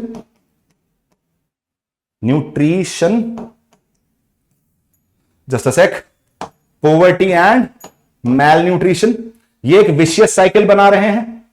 अब जब ये विशियस साइकिल बना रहे हैं तो आपको क्या देखने को मिलेगा? एक इस तरीके से आप शोकेस कर सकते थे इसे विशियस साइकिल में। पहली बात क्वेश्चन में इन साइड ऑफ योर आंसर। साथ में आप क्या बोलोगे? कोई गरीब है, विशियस साइकिल कैसे है भाई? प्रॉपर अमाउंट ऑफ उसे कैलोरीज नहीं मिल पा रही है, प्रॉपर अमाउंट ऑफ न्यूट्रिशन नहीं मिल पा रहा है, तो क्या रह जाएगा? मेलनरिज्ड रह जाएगा, मेल न्यूट्रिशन का शिकार बनेगा। मेल न्यूट्रिशन का शिकार बनेगा तो कभी भी अपने बेस्ट प्रोडक्टिविटी पे, अपने जो उसके अर्ली ईयर्स हैं वहां ठीक से पढ़ नहीं पाएगा। इवेंचुअली जब काम करने वाला समय आ रहा तो बेस्ट तरीके से काम नहीं कर पाएगा। काम नहीं कर पाएगा तो फिर पैसा नहीं कमा पाएगा, तो इवेंचुअली वापस किस में चला जाएगा? पॉवर्टी में। फिर ये साइकिल वापस स्टार्ट हो जाएगी। इसलिए हम इसे क्या बोल रहे हैं? पॉवर्टी और मेल न्यूट्रिशन की एक विशियस साइकिल। दूसरा स्टेप क्या है कि भाई इसको तोड़ने के लिए क्या क्या स्टेप लिए जा सकते हैं? इसको तोड़ने के लिए बहुत सारे स्टेप जब भी आप बोलोगे तो हम सर्टेनली एक्सपेक्ट करते हैं आपसे, जब आप आंसर लिखते हैं यूपीएससी का, कि गवर्नमेंट एस्पेक्ट आप जरूर इंक्लूड करो। तो इसके अंदर आप क्या क्या डालोगे? यार इसके लिए सबसे पहले मेल न्यूट्रिशन पर्सपेक्टिव से आप डालोगे जिसे हम पहले मिड डे मील स्कीम कहते थे। मिड डे मील स्कीम जो चल रही थी पहले, आज की डेट में उसे पोषण अभियान बोल रहे हैं हम। पोषण अभियान के अंदर मर्ज कर दी गई है वो। तो ये एक इंपॉर्टेंट एस्पेक्ट है। मिड डे मील स्कीम के थ्रू आप लोगों को खाना प्रोवाइड कर रहे हो, प्रॉपर न्यूट्रिशन प्रोवाइड कर रहे हो स्कूल गोइंग चिल्ड्रन को, एलिमेंट्री एजुकेशन लेने वाले लोगों को। तो कहीं ना कहीं आप मेल न्यूट्रिशन के पर्सपेक्टिव को कवर कर पा रहे हो। जस्ट अ सेक, दूसरे क्वेश्चन में पहुंच गए हम। This was the question. तो सही, कहीं ना कहीं मैंने पहले क्या बोला? Poverty, mail nutrition, vicious cycle, right. उसके बाद इसको टैकल कैसे किया जाएगा? कैसे टैकल करना है? पोषण अभियान। पोषण अभियान के साथ साथ आप प्रधानमंत्री गरीब Kalyan Yojana, that was a good step, जिससे लोगों को कोविड के टाइम पे पैसे की जगह आप खाना प्रोवाइड करो। देखो पैसे के बिना जी सकता है आदमी, खाने के बिना नहीं जी सकता। तो that was a good step by government कि आपने पैसे की जगह खाने पे ज्यादा फोकस किया। आज की डेट में भी आपको फ्री राशन दिया जा रहा है फॉर 80 करोड़ पीपल। तो this is another step, good step towards that. Supplement की जो स्कीम चल रही है, जैसे फॉर एग्जांपल आपको आयोडीन वाला पर्सपेक्टिव देखने को मिल जाएगा। लड़कियों में कुछ न्यूट्रिएंट्स की कमी रहती है, उनको स्पेसिफिकली जैसे दिल्ली गवर्नमेंट टारगेट करती हुई दिख जाती है आपको। तो इस तरीके से अगर आप सप्लीमेंट्री पर्सपेक्टिव पे ध्यान दें, पोषण अभियान जैसे पर्सपेक्टिव पे ध्यान दें, और केवल स्टार्ट करने से काम नहीं चलेगा, उनका प्रॉपर इंप्लीमेंटेशन भी होना चाहिए। मिड डे मील स्कीम में या पोषण अभियान में आपको आए दिन कोई ना कोई करप्शन का केस देखने को मिल जाता है, उसे भी डेफिनेटली आप हाईलाइट करोगे इस क्वेश्चन के अंदर। साथ के साथ प्रधानमंत्री गरीब कल्याण योजना, इसके साथ आप एक और एंगल डाल सकते हो। हमारे यहां ना हेल्थ इंश्योरेंस पेनिट्रेशन बहुत कम है, तो कहीं ना कहीं जो हम आयुष्मान भारत वाला पर्सपेक्टिव बोल रहे हैं, आयुष्मान भारत वाले पर्सपेक्टिव से आपको हेल्थ इंश्योरेंस का पेनिट्रेशन बढ़ता हुआ दिखा है, फ्री हेल्थ केयर फैसिलिटीज मिलती हुई दिखी हैं। तो इससे क्या होगा, जल्दी से जल्दी आपका मेलनरिशिंग, जो अगर कोई मेलनरिश्ड है भी तो उसको पकड़ा जा सकता है, उस इशू को उसको टैकल किया जा सकता है। तो इन सारी चीजों को यूज करके आप क्या कर सकते हो, बेटर इस साइकिल को तोड़ने की कोशिश कर सकते हो। अपना जो डेमोग्राफी डिविडेंड है, जो हमारी डेमोग्राफी का इकोनॉमिक पोटेंशियल है, जो हमारी ह्यूमन कैपिटल है, उसे बेटर तरीके से यूटिलाइज कर सकते हो। Moving on to the next question, that is question number 8। The doctrine of democratic governance, the doctrine of democratic governance makes it necessary for public perception of the integrity and commitment of civil servants becomes absolutely positive. Of course governance का question है, किसकी बात कर रहा है, democratic governance की question की बात कर रहा है। डेमोक्रेटिक गवर्नेंस का मतलब क्या होता है, एक ऐसी गवर्नेंस जिसके अंदर अकाउंटेबिलिटी हो, जिसके अंदर ट्रांसपेरेंसी हो, जिसके अंदर टू वे कम्युनिकेशन हो, राइट, जिसके पास आपको पब्लिक ग्रीवांस रिड्रेसल का मैकेनिज्म मिले। पब्लिक ग्रीवांस रिड्रेसल का मैकेनिज्म भी कहीं ना कहीं आपको टू वे कम्युनिकेशन को ही जस्टिफाई करता हुआ दिखता है, राइट। अब इस केस में आपको पब्लिक ग्रीवांस रिड्रेसल मैकेनिज्म भी देखने को मिल रहा है, उसे हम क्या बोल रहे हैं, डेमोक्रेटिक गवर्नेंस, जिसमें ज्यादा से ज्यादा लोगों का फायदा हो पा रहा है, उन तक इंफॉर्मेशन पहुंच पा रही है, उन तक बेटर सर्विस डिलीवरी हो पा रही है। इन सारी चीजों को हम इंक्लूड करके क्या बोलते हैं, these are the pillars of democratic governance.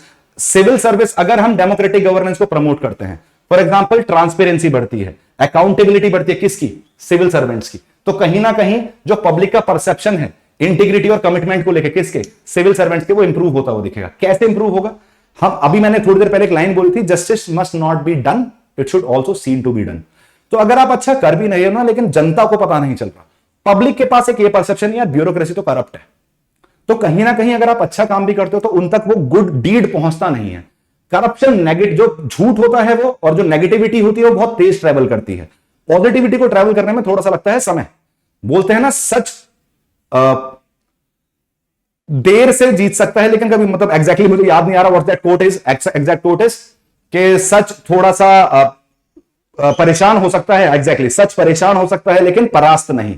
तो सिमिलरली अगर आप अच्छा काम करोगे, इंटीग्रिटी और कमिटमेंट के साथ करोगे, तो सर्टेनली जो पब्लिक का परसेप्शन है वो भी आपको लेके बेटर होगा। लेकिन बेटर होना कैसे चाहिए, आप जब accountability, transparency, two way communication, या फिर हम पब्लिक सर्विस डिलीवरी को बेटर कर रहे हैं, अपनी जो पब्लिक ग्रीवांसेस उन्हें बेटर तरीके से डील कर रहे हैं, पब्लिक तक सही इंफॉर्मेशन पहुंचा रहे हैं, तो कहीं ना कहीं इन सब चीजों से आप सिविल सर्वेंट्स की जो इंटीग्रिटी और जो कमिटमेंट है, वो पब्लिक का जो परसेप्शन है उसको लेके वो बदलता हुआ देख सकते हो। साथ के साथ इसमें हम ये भी देखने को मिलेगा, we can certainly quote some good examples.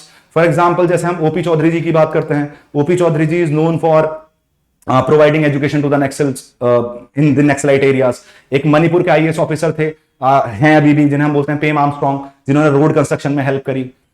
उसके अलावा आप प्रेजेंट पर्सन दुर्गा शक्ति नागपाल की बात कर सकते हैं आप, जिन्होंने सैंड माफिया के अगेंस्ट एक प्रॉपर मुहिम चलाई, जिसका उन्हें खामियाजा भी भुगतना पड़ा, लेकिन एंड में जैसे बोला सच हमेशा जीतता है, तो उनकी भी आपको वहां जीत ही होती हुई दिख रही है। तो उनके सर्टेन एग्जांपल्स भी आप इसके अंदर डाल सकते थे, और ये पॉजिटिव करने के लिए आप इस तरीके से इस क्वेश्चन को अटेम्प्ट किया जा सकता था। ये गवर्नेंस वाला क्वेश्चन है, साथ के साथ public information, public service delivery, information, right to information वाला aspect, Sevottam model, citizen charter, इन सब चीजों को आप इंक्लूड करके कहीं ना कहीं डेमोक्रेटिक गवर्नेंस वाले पर्सपेक्टिव को प्रमोट करते हुए दिख सकते थे इस क्वेश्चन के अंदर। Moving on to the next question. Question number 9. This is basically a question of international relation, one of my favorite subject and one of my favorite topics as well. The West is fostering India as an alternative to reduce dependence on China's supply chain and as a strategic ally to counter China's political and economic dominance. Explain this statement with examples. देखो, ये किसी से बात छुपी नहीं है। सबसे पहले हम जब स्टार्ट करते हैं इस क्वेश्चन को, तो हम क्या बोल रहे हैं, इस टाइम ना वर्ल्ड जो है वो, जो इसकी इंट्रोडक्शन होगी, that would be like the world is going through the transition phase. आपको पावर शिफ्ट देखने को मिल रहा है। पावर शिफ्ट किधर से देखने को मिल रहा है, वेस्ट से आपको ईस्ट की साइड या एशियन साइड आपको पावर शिफ्ट देखने को मिल रहा है। पावर सेंटर जो नया उभर के आया, दैट इज ऑफकोर्स चाइना। वैसे तो हम बोलते हैं मल्टीपोलरिज्म है, लेकिन जो पावर सेंटर आज की डेट में राइज होता हुआ दिख रहा है, which can counter the hegemony of US, वो चाइना है। ऐसे केस में US is trying every aspect जो वो यूज कर सकता है टू बैलेंस दिस आउट, जो उसका इकोनॉमिक डिपेंडेंस है। आज की डेट में हम बोलेंगे कि in the initial late 90s, in the late 80s, 1976 के बाद चाइना ने अपने आप को जब ओपन करना शुरू किया, तो majority of the manufacturing sector जो था यूएस का, वो कहां शिफ्ट हो गया, चाइना शिफ्ट हो गया। तो आज की डेट में US is highly dependent on China, import dependence बहुत ज्यादा है, जस्ट लाइक इंडिया। अब ऐसे केस में ये इकोनॉमिक डिपेंडेंस जो है कहीं ना कहीं एक इशू की तरह बन रही है यूएस के सामने कि यार किस तरीके से चाइना की सप्लाई चेन, ये जो पूरा ग्लोबल ट्रेड में उसका कंट्रीब्यूशन है, हम ये मान के चलते हैं लगभग 12 से 13% जो ग्लोबल ट्रेड में कंट्रीब्यूशन है वो चाइना का है, right, even more than US, right. तो कहीं ना कहीं उसके सप्लाई चेन को टैकल करने की हमें जरूरत है। इस वजह से ऑल्टरनेटिव पर्सपेक्टिव ढूंढे जा रहे हैं। उस ऑल्टरनेटिव पर्सपेक्टिव में नाम किसका निकल के आता है? इंडिया का निकल के आता है। इंडिया अपनी ईज ऑफ डूइंग बिजनेस को ठीक कर रहा है। आपको पता है 2014 से लेकर 2020 के बीच में जो कंटिन्यूअसली 2020 के बाद तो ease of doing business report आई नहीं है, which was published by World Bank, लेकिन हमारी रैंक जो है वो काफी हद तक इंप्रूव हुई थी, राइट टेपिज्म खत्म हुआ था। एफडीआई को हम कंटिन्यूअसली प्रमोट कर रहे हैं। We are being looked as the hotspot, the bright hotspot of global economy. जब पूरी दुनिया में रिसेशन चल रहा है, स्टिल ग्रोइंग एट 6.5 और 7%, राइट। तो क्योंकि हमारा कंजम्पशन मार्केट इतना बड़ा है, लोग इतने ज्यादा हैं, कंजम्पशन कैपेसिटी इतनी ज्यादा है, तो ऑफकोर्स दुनिया हमको देख रही है कि यार इससे बेटर डेस्टिनेशन इन्वेस्टमेंट के लिए नहीं हो सकती। साथ में जब मैं वेस्ट की बात कर रहा हूं तो I will just not talk about US, I will also talk about Europe, I will also talk about Australia, I will also talk about Japan, right. तो ऐसे केस में हम क्या देखने को मिल रहे हैं? सप्लाई चेन के लिए मेरा सप्लाई चेन इनिशिएटिव चल रहा है ऑस्ट्रेलिया के साथ, जिससे मैं जो इंडो पैसिफिक रीजन है उसके अंदर क्या कर सकूं, बेटर तरीके से चीजों को डील कर सकूं, वहां जो फ्रीडम ऑफ नेविगेशन है उसे मेंटेन किया जा सके। तो सर्टेनली पहला एस्पेक्ट आ जाएगा, आप ट्रांजिशन की बात करोगे वर्ल्ड ऑर्डर में, उसके बाद आप यूएस की बात करोगे, यूएस हेजेमनी की बात करोगे, किस तरीके से चाइना काउंटर करने की बात कर रहा है। इसके बाद किस चीज की बात करोगे आप? You will talk about Australian perspective, जिसमें हम सप्लाई चेन इनिशिएटिव की बात कर रहे हैं।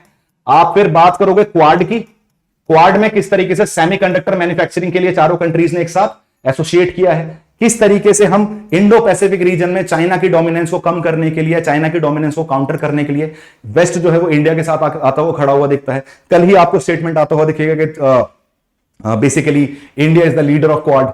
तो कहीं ना कहीं ऐसे जो ये वू करने वाले स्टेटमेंट है, जो बेसिकली हमें अच्छा फील कराने वाले स्टेटमेंट है, इट्स जस्ट कॉज कि वो हमारे साथ रिलेशंस बेटर करना चाह रहे हैं। साथ के साथ इतने सारे जो डिफेंस एग्रीमेंट जो आपने 4 साल के अंदर मेजर स्ट्रेटेजिक डिफेंस एग्रीमेंट साथ साइन होते हुए देखे हैं यूएस के साथ, चाहे वो लेमोआ है, चाहे वो कॉमकासा है, चाहे वो बेका है, ये इसलिए हुए हैं क्योंकि कहीं ना कहीं यूएस इंडिया को अपना स्ट्रेटेजिक पार्टनर की तरह देख रहा है। Of course we are strategic partners, 2+2 mechanism start हो चुका है, लेकिन यहां फोकस हमारा जियोपॉलिटिकल पे ना होकर किस पे ज्यादा रहना चाहिए?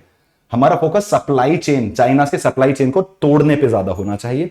आपको देखने को मिलेगा यूएस का जो पर्सपेक्टिव था कि उसे चाइना को डेवलपिंग पर्सपेक्टिव से बाहर कर देना, ऑल्दो इंडिया को भी किया था, लेकिन इंडिया के साथ बेटर इन्वेस्टमेंट अपॉर्चुनिटीज क्रिएट करना। कोविड के बाद जो एक सडन चेंज आया है वर्ल्ड ऑर्डर में, उसमें India has risen as a good power to be invested upon. तो कहीं ना कहीं वो भी यूएस भी उसे यूज करने की कोशिश कर रहा है। India is playing a better role in the balancing approach. हम किसी की साइड चूज करने की कोशिश नहीं कर रहे, लेकिन हम बैलेंसिंग अप्रोच करने की कोशिश कर रहे हैं, अपनाने की कोशिश कर रहे हैं। और यूएस इस इंडिया को एज अ बैलेंसिंग रोल में ही देखता है कि एशिया के अंदर अगर पावर बैलेंस चाहिए तो कहीं ना कहीं the only countries which can create a deterrence to China, against China, is India. इसलिए वेस्ट आपको इंडिया के साथ काफी हद तक आता हुआ दिख जाता है। जब सप्लाई चेन की बात करोगे, आप इंडो पैसिफिक रीजन की बात करोगे, इंडो पैसिफिक इकोनॉमिक फ्रेमवर्क की बात करोगे, सप्लाई चेन की बात करोगे, कहां? इंडो पैसिफिक रीजन में। क्वाड की बात करोगे, जो सेमीकंडक्टर मैन्युफैक्चरिंग की बात चल रही है। इंडिया के अंदर एफडीआई की बात करोगे, मैन्युफैक्चरिंग सेक्टर की प्रमोशन की बात करोगे, अपनी खुद की प्लिस जैसी स्कीम की बात करोगे, प्रोडक्शन लिंक्ड इंसेंटिव स्कीम, जो हम खुद की इकोनॉमिक डिपेंडेंस चाइना पे कम करने के लिए चला रहे हैं। साथ के साथ आप कुछ एशिया इकोनॉमिक ग्रोथ कॉरिडोर की बात करोगे, Asia African growth corridor, sorry, Asian African growth corridor क्या है? It's the initiative of India and Japan, जो जिसमें आपको पूरी तरीके से सपोर्ट दिख जाता है किसका? वेस्ट का। साथ के साथ अभी रिसेंटली जो पास किया गया है आईमैक, तो African Asian growth corridor, Indian middle east Europe economic corridor, ये सब किसको काउंटर करने के लिए? ओबीओआर को काउंटर करने के लिए। काउंटर नहीं तो एटलीस्ट एक ऑल्टरनेटिव प्रोवाइड करने के लिए, जो चाइना के सप्लाई चेन को कहीं ना कहीं काउंटर कर सके। तो इन कॉरिडोर्स को यूटिलाइज करो, इंडियन पैसिफिक इकोनॉमिक फ्रेमवर्क को यूटिलाइज करो इस आंसर में। सप्लाई चेन जो इंडो पैसिफिक रीजन में आप कंट्रोल करने की कोशिश करो through deals with quad, through deals with Australia, और जो एफडीआई मैन्युफैक्चरिंग ऑफ प्लेस जैसी स्कीम्स जो इंडिया में चलती हुई दिखती हैं, वो भी सेंसर के अंदर यूटिलाइज हो सकते हैं। बहुत ही ब्यूटीफुल तरीके से सेंसर को लिखा जा सकता था। अगर इसने लिखा होगा, थैंक यू सो मच, मैं खुश हूं इस चीज से।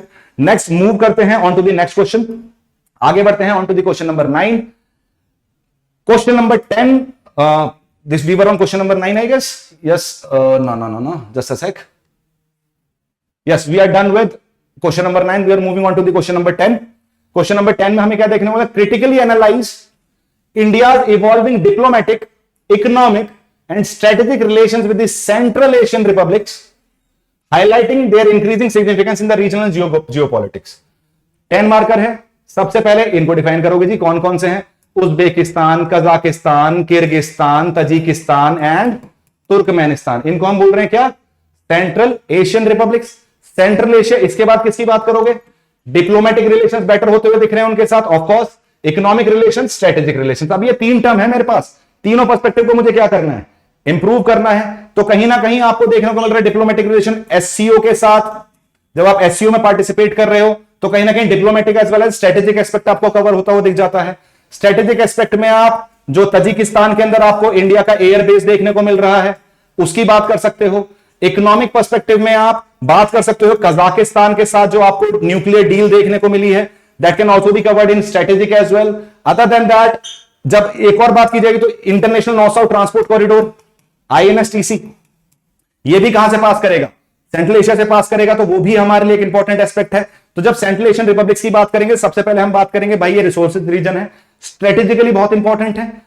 एक तो इस जगह ऐसी जगह लोकेटेड है, और कहीं ना कहीं हमारा जो हिस्टोरिकल रिलेशंस रहे हैं इनके साथ, initially cause of USSR, next उसके बाद बॉलीवुड का भी बहुत बड़ा इंपैक्ट है वहां, तो कहीं ना कहीं रिलेशंस नेचुरली बहुत अच्छे हैं हमारे उनके साथ। उनको यूटिलाइज करना है, अपनी रिसोर्स मैनेजमेंट करनी है। ओएनजीसी विदेश लिमिटेड जैसी कंपनीज वहां इन्वेस्टमेंट कर सकती हैं, उनको और प्रमोट करना है। INSTC जैसे कॉरिडोर्स की बात करनी है, तजिकिस्तान के एयरबेस की बात करनी है, कजाकिस्तान के साथ हुई न्यूक्लियर डील की बात करनी है, एससीओ में सेंट्रल एशियन कंट्रीज का पार्टिसिपेशन उनकी बात करनी है। 2017 में 2017 में we became the part of SCO, तो कहीं ना कहीं आप उसकी भी बात करोगे।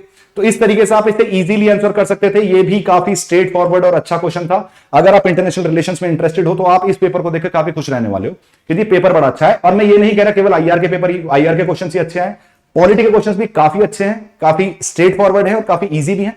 इक्का दुक्का थोड़ा सा आपको देखने को मिल सकता है कि हाँ यार ये थोड़ा सा नया एस्पेक्ट आ गया, ये थोड़ा सा ज्यादा स्टैटिक आ गया, इसके बारे में इंफॉर्मेशन नहीं पता है मुझे, बट ओवरऑल पेपर में मॉडरेट से इजी ही मानूंगा इसको। Next, moving on, question number 11। अब आ जाते हैं 15 मार्कर्स पे। ऑफ कोर्स ये आना था क्वेश्चन, जितना चल रहा है हमारे देश में, जो चल रहा है हमारे देश में related to the public examinations, तो ये क्वेश्चन पूछना तो बनता था, राइट? सवाल क्या है? Aims and objectives of recently passed and enforced public examination prevention of unfair means Act of 2024, whether university state education board exams are covered in this act or not। ठीक, सबसे पहले देखो एम्स एंड ऑब्जेक्टिव। डायरेक्ट तो start नहीं करूंगा, पहले introduction दूंगा। Introduction क्या दूंगा? नीट का पेपर, यूजीसी नेट का पेपर, यूपीएससी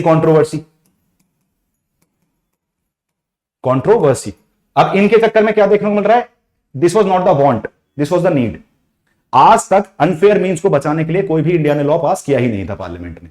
पहली बार फरवरी 2024 के अंदर पार्लियामेंट ने अनफेयर मीन्स के अगेंस्ट को प्रिवेंट करने के लिए एक लॉ पास किया, जिसको एनफोर्स किया गया जून से।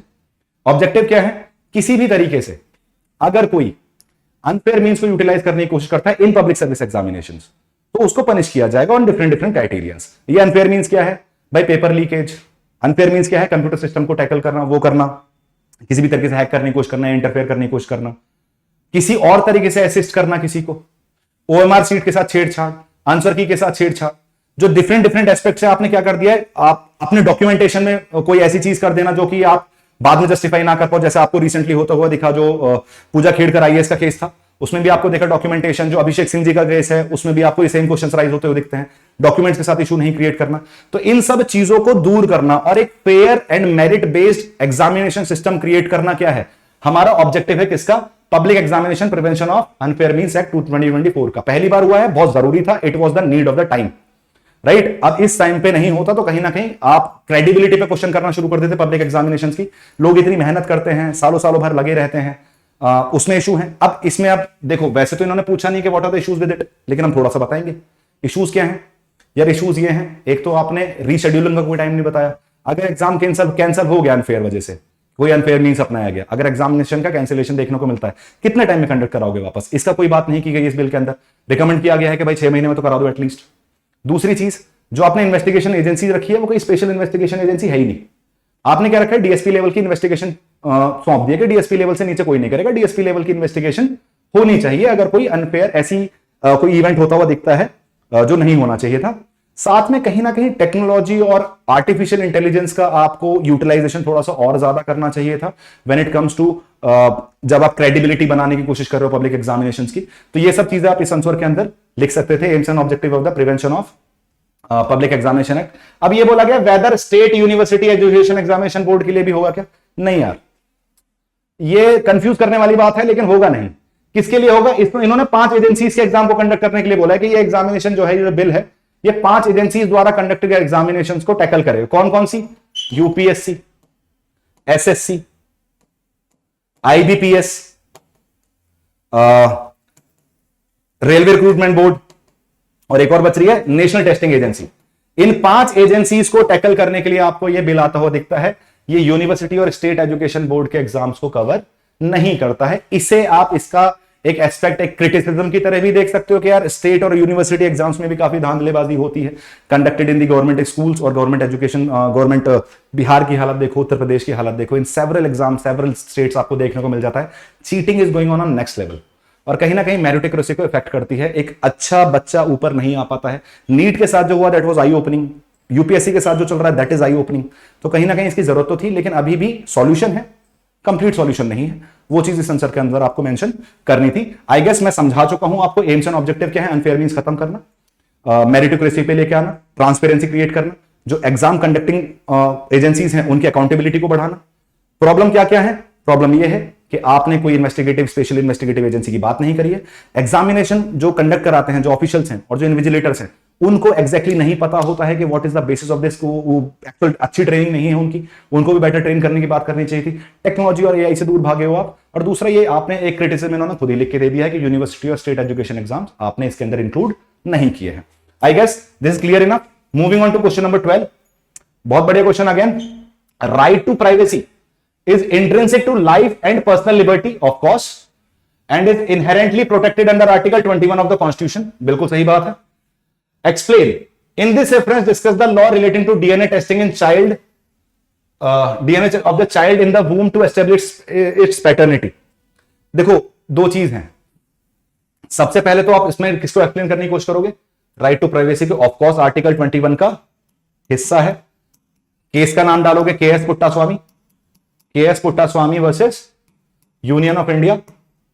द केस वाज ऑफ 2017, जिसकी वजह से आपको आर्टिकल 21 के अंदर आपको राइट टू प्राइवेसी ऐड होती हुई दिख गई थी। बहुत इंपॉर्टेंट है। आधार कंट्रोवर्सी के बाद ये केस हुआ था। इवेंचुअली राइट टू प्राइवेसी को article 21 right to life and liberty का एक इंट्रिंसिक पार्ट बना दिया गया था। इसे एक्सप्लेन करना है हमें कि प्राइवेसी नहीं है तो पर्सनल लिबर्टी नहीं है। इसमें आप कौन सा एंगल डाल सकते हो? 15 मार्कर है तो थोड़ा सा कंटेंट जाएगा। अब इसमें आप डालोगे पॉजिटिव लिबरलिज्म। कौन सा लिबरलिज्म? Positive liberalism. क्यों भाई, क्यों आया पॉजिटिव लिबरलिज्म? पहले ये समझने की जरूरत है पॉजिटिव लिबरलिज्म है क्या। कि केवल एक्सटर्नल इंपेडिमेंट से नहीं बचना, मतलब मैं कुछ करना चाहता हूं, मुझे वो गवर्नमेंट करने दे रही है और कोई एक्सटर्नल रेस्ट्रेंट नहीं डाल रही, कोई एक्सटर्नल हर्डल क्रिएट नहीं कर रही है, तो दैट इज लिबर्टी। इसे हम बोलते हैं नेगेटिव लिबर्टी। इसे हम बोलते हैं बेसिकली क्लासिकल लिबरलिज्म। आपके लिए उतना जरूरी नहीं है, लेकिन इतना समझो आप। हम चलते हैं पॉजिटिव लिबरलिज्म पे कि मेरे अंदर कोई इंटरनल इंपेडिमेंट भी नहीं होना चाहिए, मेरे अंदर कोई इंटरनल ऐसा हर्डल नहीं होना चाहिए जो मेरे को उस चीज को करने से रोके जो मैं करना चाहता हूं, राइट। तो कहीं ना कहीं अगर मैं ये बोलूं मेरी प्राइवेसी हर्ट हो रही है, अगर मैं आपसे ये बोलना शुरू कर दूं कि अगर आप अभी जो फोन पे कर रहे हो ये पता है सामने वाले को कि आप क्या कर रहे हो, तो सर्टेनली आप नहीं कर पाओगे ना जो आपको करना है।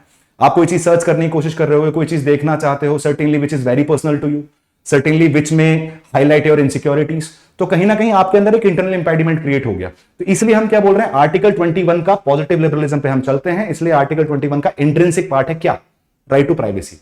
अगला part, in reference to discuss the law relating to the DNA testing of the child in the womb establishes paternity. भाई देखो ये सुप्रीम कोर्ट का जजमेंट आया था रिसेंटली, उसमें ये बोला गया लास्ट ऑप्शन होना चाहिए।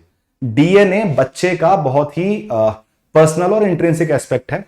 कहीं ना कहीं पैटर्निटी टेस्ट लास्ट ऑप्शन, जब कुछ भी ना बचे ना तो पैटर्निटी टेस्ट की तरफ जाओगे आप, नहीं तो इसे आप नॉर्म नहीं बनाओगे। पहली चीज बच्चे की प्राइवेसी जा रही है, दूसरी चीज मदर का कैरेक्टराइजेशन हो सकता है। अगर आपके पास ऑप्शन है तो आप दूसरा ऑप्शन अपनाओ, अगर कोई ऑप्शन नहीं है तो आप डीएनए टेस्टिंग की तरफ मूव कर सकते हो, लेकिन इसे नॉर्म नहीं बनाना है। तो कहीं ना कहीं इसे हम किससे कनेक्ट करते हुए देखेंगे, again right to life and liberty से और प्राइवेसी से कनेक्ट करते हुए देखेंगे। सुप्रीम कोर्ट का जजमेंट हाईलाइट करेंगे। दिल्ली हाई कोर्ट का एक जजमेंट आया था, उसमें भी कुछ ऐसा ही बोला गया था कि भाई लास्ट रिजॉर्ट रहना चाहिए ये।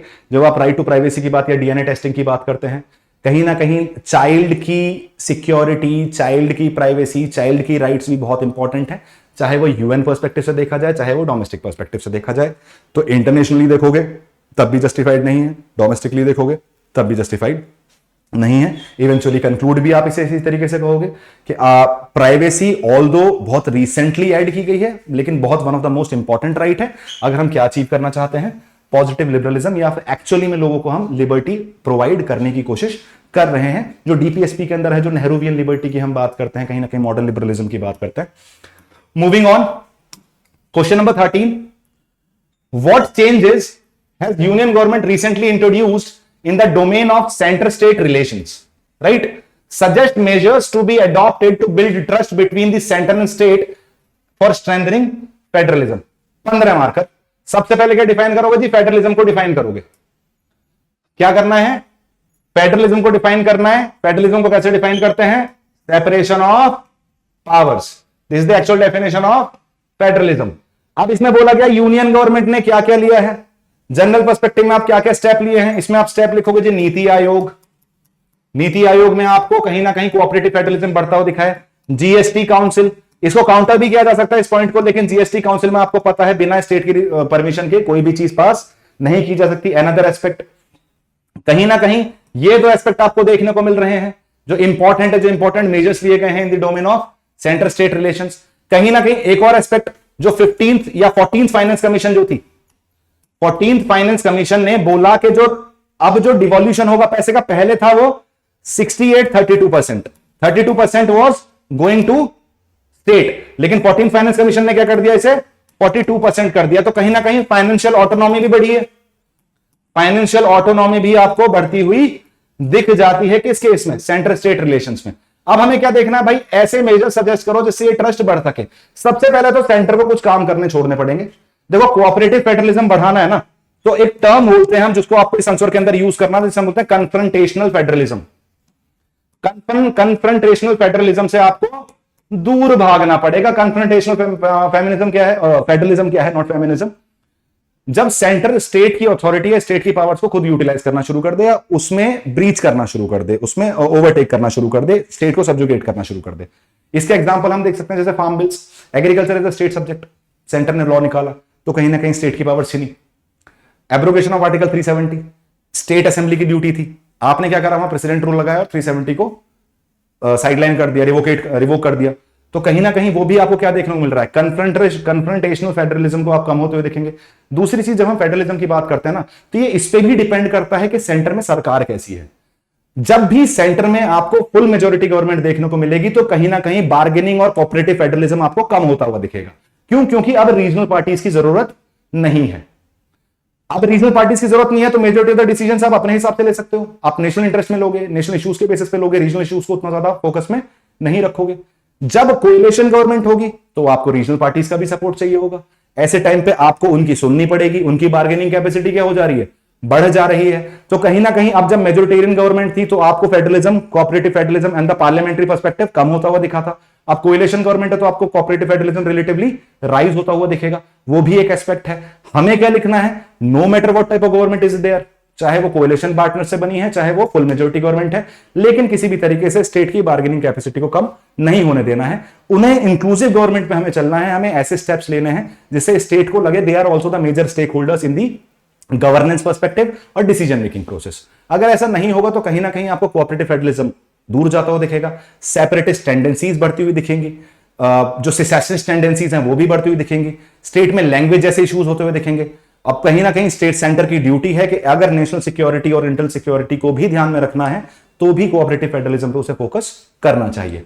तो I guess I have given you enough points. ये हमारे वो पॉइंट है जो फर्स्ट आंसर के हैं। ट्रस्ट बढ़ाने के लिए आपको क्या करना है, किसी भी तरीके से कन्फ्रंटेशनल फेडरलिज्म की तरफ नहीं मूव करना है, कोऑपरेटिव फेडरलिज्म को सपोर्ट करना है। कोऑपरेटिव फेडरलिज्म में आप एग्जांपल और भी दे सकते थे, जैसे एक भारत श्रेष्ठ भारत, कि एक स्टेट दूसरे स्टेट को प्रमोट करने के लिए कर रहा है तो उसमें centre is playing the mediation role. Centre आपको वहां मीडिएशन रोल देखने को मिल जाता है, कहीं ना कहीं उसे भी आप डालोगे कोऑपरेटिव फेडरलिज्म के अंदर। कहीं ना कहीं स्टेट के बीच में कॉम्पिटिटिव फेडरलिज्म जब आप करा रहे हो तो in the interest of nation होना चाहिए, वो नेशन के डिसइंटरेस्ट में नहीं होना चाहिए। फॉर एग्जांपल स्वच्छता भारत रैंक जो मिलती है, स्वच्छ सिटीज का जो हमें देखने को मिल रहा है, इनोवेशन इंडेक्स के हिसाब से आप स्टेट को रैंक करते हो। इन सब चीजों में centre can play the substantial role, लेकिन उससे आप नेशनल इंटरेस्ट अचीव करने की कोशिश करो। और किसी भी तरीके से आप जो फॉर एग्जांपल का सेंटर में कोई रूलिंग गवर्नमेंट है, किसी पार्टी की गवर्नमेंट है, ऐसा नहीं होना चाहिए कि वो उसी स्टेट को सपोर्ट करे जहां उनकी गवर्नमेंट है। और कहीं ना कहीं हमें यह भी टैकल करना पड़ेगा, जो इसमें एक और एस्पेक्ट जो है वो आपको सीबीआई वाला और जो लोकल पुलिस जो वेस्ट बंगाल में हुआ वो भी एक कोऑपरेटिव फेडरलिज्म के अगेंस्ट जाता हुआ दिखता है पर्सपेक्टिव, उसे भी टैकल करने की कोशिश करो। बेटर कोऑर्डिनेशन में काम करने की कोशिश करो। जो स्कीम है जैसे पीएम किसान स्कीम है, state government is not allowing them to introduce in their own state, वो भी गलत है। कहीं ना कहीं आप इसमें लोगों का जो फार्मर्स है उनके इंटरेस्ट को अचीव नहीं कर पा रहे। फॉर एग्जांपल वेस्ट बंगाल के अंदर पीएम किसान के जो 6,000 रुपए जाते हैं वो नहीं पहुंचते। द रीजन बीइंग क्योंकि स्टेट गवर्नमेंट अलाउ नहीं कर रही है। तो इस तरीके से अगर आप फेडरलिज्म पे नहीं चलोगे ना, तो एट द एंड नुकसान किसका हो रहा है? पब्लिक का हो रहा है। उस चीज को भी इस क्वेश्चन के अंदर आप मेंशन कर सकते थे, इस आंसर के अंदर आप मेंशन कर सकते थे। I guess I am clear enough. Content मैंने बता दिया है आपको क्या क्या लिख सकते थे इसके अंदर। Moving on to the next question, explain the reasons for the growth of public interest litigation in India. As a result of it has the Indian supreme court emerged as the world's most powerful judiciary. Term क्या है? Public interest litigation. Has supreme court emerged as the world's most powerful judiciary. दो part में divided है। सबसे पहले किस पे focus करेंगे? पीआईएल पे। थोड़ा सा बैकग्राउंड देंगे यार। बैकग्राउंड क्या है? तो पीआईएल डालोगे, PIL is the aspect of judicial activism, right. Rise of public interest litigation भी देखेंगे अभी हम। शुरुआत कैसे हुई? एक केस हुआ था जिसे हम बोलते हैं हुसैन आरा खातून case versus state of Bihar, जिसके बाद आपको राइज ऑफ पीआईएल देखने को मिलता है। Justice PN Bhagwati who is known as the father of PIL in India, and जिसे हम जब हम बोलते हैं कपिला हिंगोरानी जो हुसैन आरा खातून केस लड़ रही थी, उन्हें हम बोलते हैं mother of PIL in India. तो कुछ इस तरीके के फैक्ट्स आप डाल सकते थे इस आंसर के अंदर पीआईएल को जस्टिफाई करने के लिए। इवेंचुअली बढ़ क्यों रही है भारत के अंदर? बढ़ यार इसलिए रही है क्योंकि कहीं ना कहीं राइट्स वायलेशन आपको ज्यादा होते हुए दिख रहे हैं। सोशल मीडिया इंफॉर्मेशन आने की वजह से लोगों की जो पर्सपेक्टिव है, लोग ज्यादा इंफॉर्म्ड हैं आज की डेट में, लोग ज्यादा इंफॉर्म्ड हैं। ऊपर से प्रोबोनो केसेस में लोगों ने पीआईएल एक नया ट्रेंड बन चुका है, और उसमें कहीं ना कहीं आपको बहुत सारी चीजें ऐसे देखने को मिलती हैं, जैसे राइट टू एनवायरमेंट हो गया, जो हमारी फंडामेंटल राइट्स हैं वो डेली बेसिस पे आपको वायलेट होती हुई दिखती हैं। जब वायलेट होती हुई दिखते हैं तो डायरेक्टली लोग कहां जाते हैं? सुप्रीम कोर्ट में अपील करने जाते हैं। अच्छी बात यह है कि इससे आपको जस्टिस डिलीवरी जो है वो बेटर होती हुई दिखी है। कहीं सरकार अगर आनाकानी कर रही है, कहीं सरकार अगर अपना काम नहीं कर पा रही है, तो सुप्रीम कोर्ट वहां डायरेक्टली आपको ऑर्डर दे सकती है कि भाई आपको यह काम करना पड़ेगा। विशाखा गाइडलाइंस जिसकी वजह से 1999 में ही थी, 2013 में आपको prevention of sexual harassment at work place act आता हुआ दिखा अगेंस्ट वुमेन। एनजीटी का एस्टेब्लिशमेंट, ये भी किसका एग्जांपल है? पीआईएल के थ्रू ही, जुडिशियल एक्टिविज्म के थ्रू ही होता हुआ दिखा आपको। इवेंचुअली सीएनजी बस की सर्विस, वो भी जुडिशियल एक्टिविज्म और पीआईएल का ही है। अब ये बढ़ क्यों रहे हैं? बढ़ इसलिए रहे हैं क्योंकि लोगों का गवर्नमेंट पे से, गवर्नेंस से थोड़ा सा विश्वास कम हो रहा है। उन्हें ऐसा लग रहा है कि गवर्नेंस हमारी राइट्स को सेफगार्ड नहीं कर पा रही। तो the only trusted body is judiciary, इसलिए जुडिशरी जाना हमारा जरूरी है। नुकसान क्या है? ऑलरेडी इतना सारा बर्डन है, बहुत सारी बोगस पीआईएल भी आती हैं, पर्सनल इंटरेस्ट को अचीव करने के लिए पीआईएल आती हैं, तो और क्या कर रही है? वो समय खराब कर रही है सुप्रीम कोर्ट का, वो भी एक दिक्कत की बात है। दूसरा एस्पेक्ट क्या है? As a result of it Indian supreme court emerge as the world most powerful judiciary. यार देखो, जुडिशियल एक्टिविज्म का पर्सपेक्टिव देखा जाए तो बिल्कुल बहुत इंपॉर्टेंट एस्पेक्ट है। सो मोटो बेसिस पे उठा पा रही है केसेस, राइट्स को सेफगार्ड करने का पर्सपेक्टिव है, एक एक्स्ट्रा टूल मिल गया है जुडिशरी को। अब हमें आर्टिकल कौन कौन से देखने को मिलते हैं इसके अंदर जिसके थ्रू हम बोल सकते हैं कि पीआईएल दर्ज की जा सकती है? आर्टिकल 32 जो हम रिट जुरिस्डिक्शन की बात करते हैं सुप्रीम कोर्ट की। अदर देन दैट आर्टिकल 142 जो हम जुडिशियल एक्टिविज्म की बात कर रहे हैं सुप्रीम कोर्ट में। These two articles can be utilised, और 226 in High Court as well जो writ jurisdiction of High Court की बात करता है। तो ये सारे आर्टिकल्स आपको पीआईएल को प्रमोट करते हुए दिखते हैं। क्या सबसे इंपॉर्टेंट, सबसे मोस्ट पावरफुल बन चुकी है? हां और ना। हां इसलिए जुडिशियल एक्टिविज्म इंपॉर्टेंट बनाता है, लेकिन हमारी सुप्रीम कोर्ट फंक्शन करती है ड्यू प्रोसेस ऑफ लॉ पे। सॉरी, हमारी सुप्रीम कोर्ट फंक्शन करती है प्रोसीजर एस्टेब्लिश्ड बाय लॉ पे। और जो सबसे स्ट्रॉन्गेस्ट सुप्रीम कोर्ट मानी जाती है वर्ल्ड में वो है यूएस, राइट। वो किस पे फंक्शन कर रही है? यूएस की सुप्रीम कोर्ट फंक्शन कर रही है ड्यू प्रोसेस ऑफ लॉ पे। अब जब ड्यू प्रोसेस ऑफ लॉ पे आप फंक्शन करते हो ना, तो आपका थोड़ा सा डिस्क्रिशन बढ़ जाता है। जब आप प्रोसीजर एस्टेब्लिश्ड बाय लॉ पे काम करते हो तो आपका डिस्क्रिशन रिलेटिवली कम हो जाता है। हमारे यहां भी due process of law use कर सकती है supreme court, specially after the Menaka Gandhi case of 1978, जिसमें यह बोला गया था कि अगर right to liberty, life and liberty की बात है, तब ड्यू प्रोसेस ऑफ लॉ आपको इंप्लाई होता हुआ दिखेगा। फॉर एग्जाम्पल, थोड़ा टाइम पहले आपको ना इंटरनेट बैन का केस देखने को मिला था, Anuradha Sarin versus state of Jammu and Kashmir. उसमें बल्कि यूनियन गवर्नमेंट, जिसमें आपको इंटरनेट बैन देखने को मिल रहा था इन जम्मू एंड कश्मीर, तो उसे ड्यू प्रोसेस ऑफ लॉ के थ्रू सुना था वहां की हाई कोर्ट ने भी। तो right of life and liberty की बात है तो ड्यू प्रोसेस ऑफ लॉ आ सकता है। अदरवाइज हम किस पे फंक्शन कर रहे हैं? Procedure established by law. तो ऑफकोर्स जुडिशियल एक्टिविज्म की वजह से जो पावर है सुप्रीम कोर्ट की वो बढ़ी तो है, लेकिन अभी भी हम ये जो पीईएल वाला प्रोसीजर एस्टैब्लिश्ड बाय लॉ वाला पर्सपेक्टिव है वो कहीं ना कहीं उसे वीक बनाता है when compare to the US supreme court. But certainly ये कहना बिल्कुल गलत नहीं होगा कि पीआईएल का पर्सपेक्टिव जब से आया है तो ऑफकोर्स उसका पॉजिटिव इंपैक्ट काफी ज्यादा देखने को मिला है। सुप्रीम कोर्ट का जो से है वो बहुत बढ़ चुका है, सुप्रीम कोर्ट की जो जस्टिस डिलीवरी है वो काफी इंप्रूव होती हुई दिखती है। जो लोग अपने आप जस्टिस नहीं ले पाते तो उनके लिए कोई और, क्योंकि पब्लिक इंटरेस्ट लिटिगेशन में आपका लोकस स्टैंड आई होना जरूरी नहीं है, मैं किसी और के लिए भी जाके पब्लिक इंटरेस्ट में लिटिगेशन फाइल कर सकता हूं। इसका मतलब अगर मुझे किसी के साथ कुछ गलत होता हुआ दिखेगा तो मैं उसका वॉइस बन के वहां जाके लिटिगेशन फाइल कर सकता हूं। तो जस्टिस डिलीवरी बहुत इंप्रूव हुई है। सुप्रीम कोर्ट का जो जस्टिस प्रोवाइड करने का पर्सपेक्टिव है वो काफी इंप्रूव हुआ है, लेकिन उसका एक नेगेटिव एंगल भी है कि क्यों हम इसे नहीं बोल सकते कि supreme court has become the most powerful supreme court in the world. I guess it is clear enough. आप इस तरीके से इस क्वेश्चन को आंसर कर सकते थे। Moving on to the next question, question number 15, discuss India as a secular state and compare it with the secular principles of US constitution. ठीक, मतलब आसान भाषा में सीधा सीधा ये 250 वर्ड में आपसे पूछा गया सेक्युलरिज्म एक्सप्लेन करो इंडिया और यूएस को और इनका कंपैरिजन करो। देखो सबसे पहला कंपैरिजन सेक्युलरिज्म, डिफरेंस सेक्युलरिज्म को डिफाइन कैसे करोगे? Separation of state and religion. सबसे पहले तो सेक्युलरिज्म को क्या बोलते हैं जी? सेपरेट है कौन? स्टेट और रिलीजन।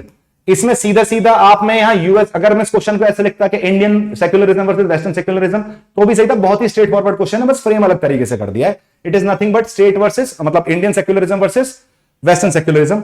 वेस्ट में आपको ना कंप्लीट सेपरेशन देखने को मिल रहा है, तो हम ऐसा बोलते हैं कि जी वेस्ट जो चलता है इसको इस तरीके से अटेम्प्ट कर सकते थे आप कि ये इंडिविजुअल है, ये रिलीजन है, ये स्टेट है, ये सब क्या है? ये इक्वी डिस्टेंस पे है।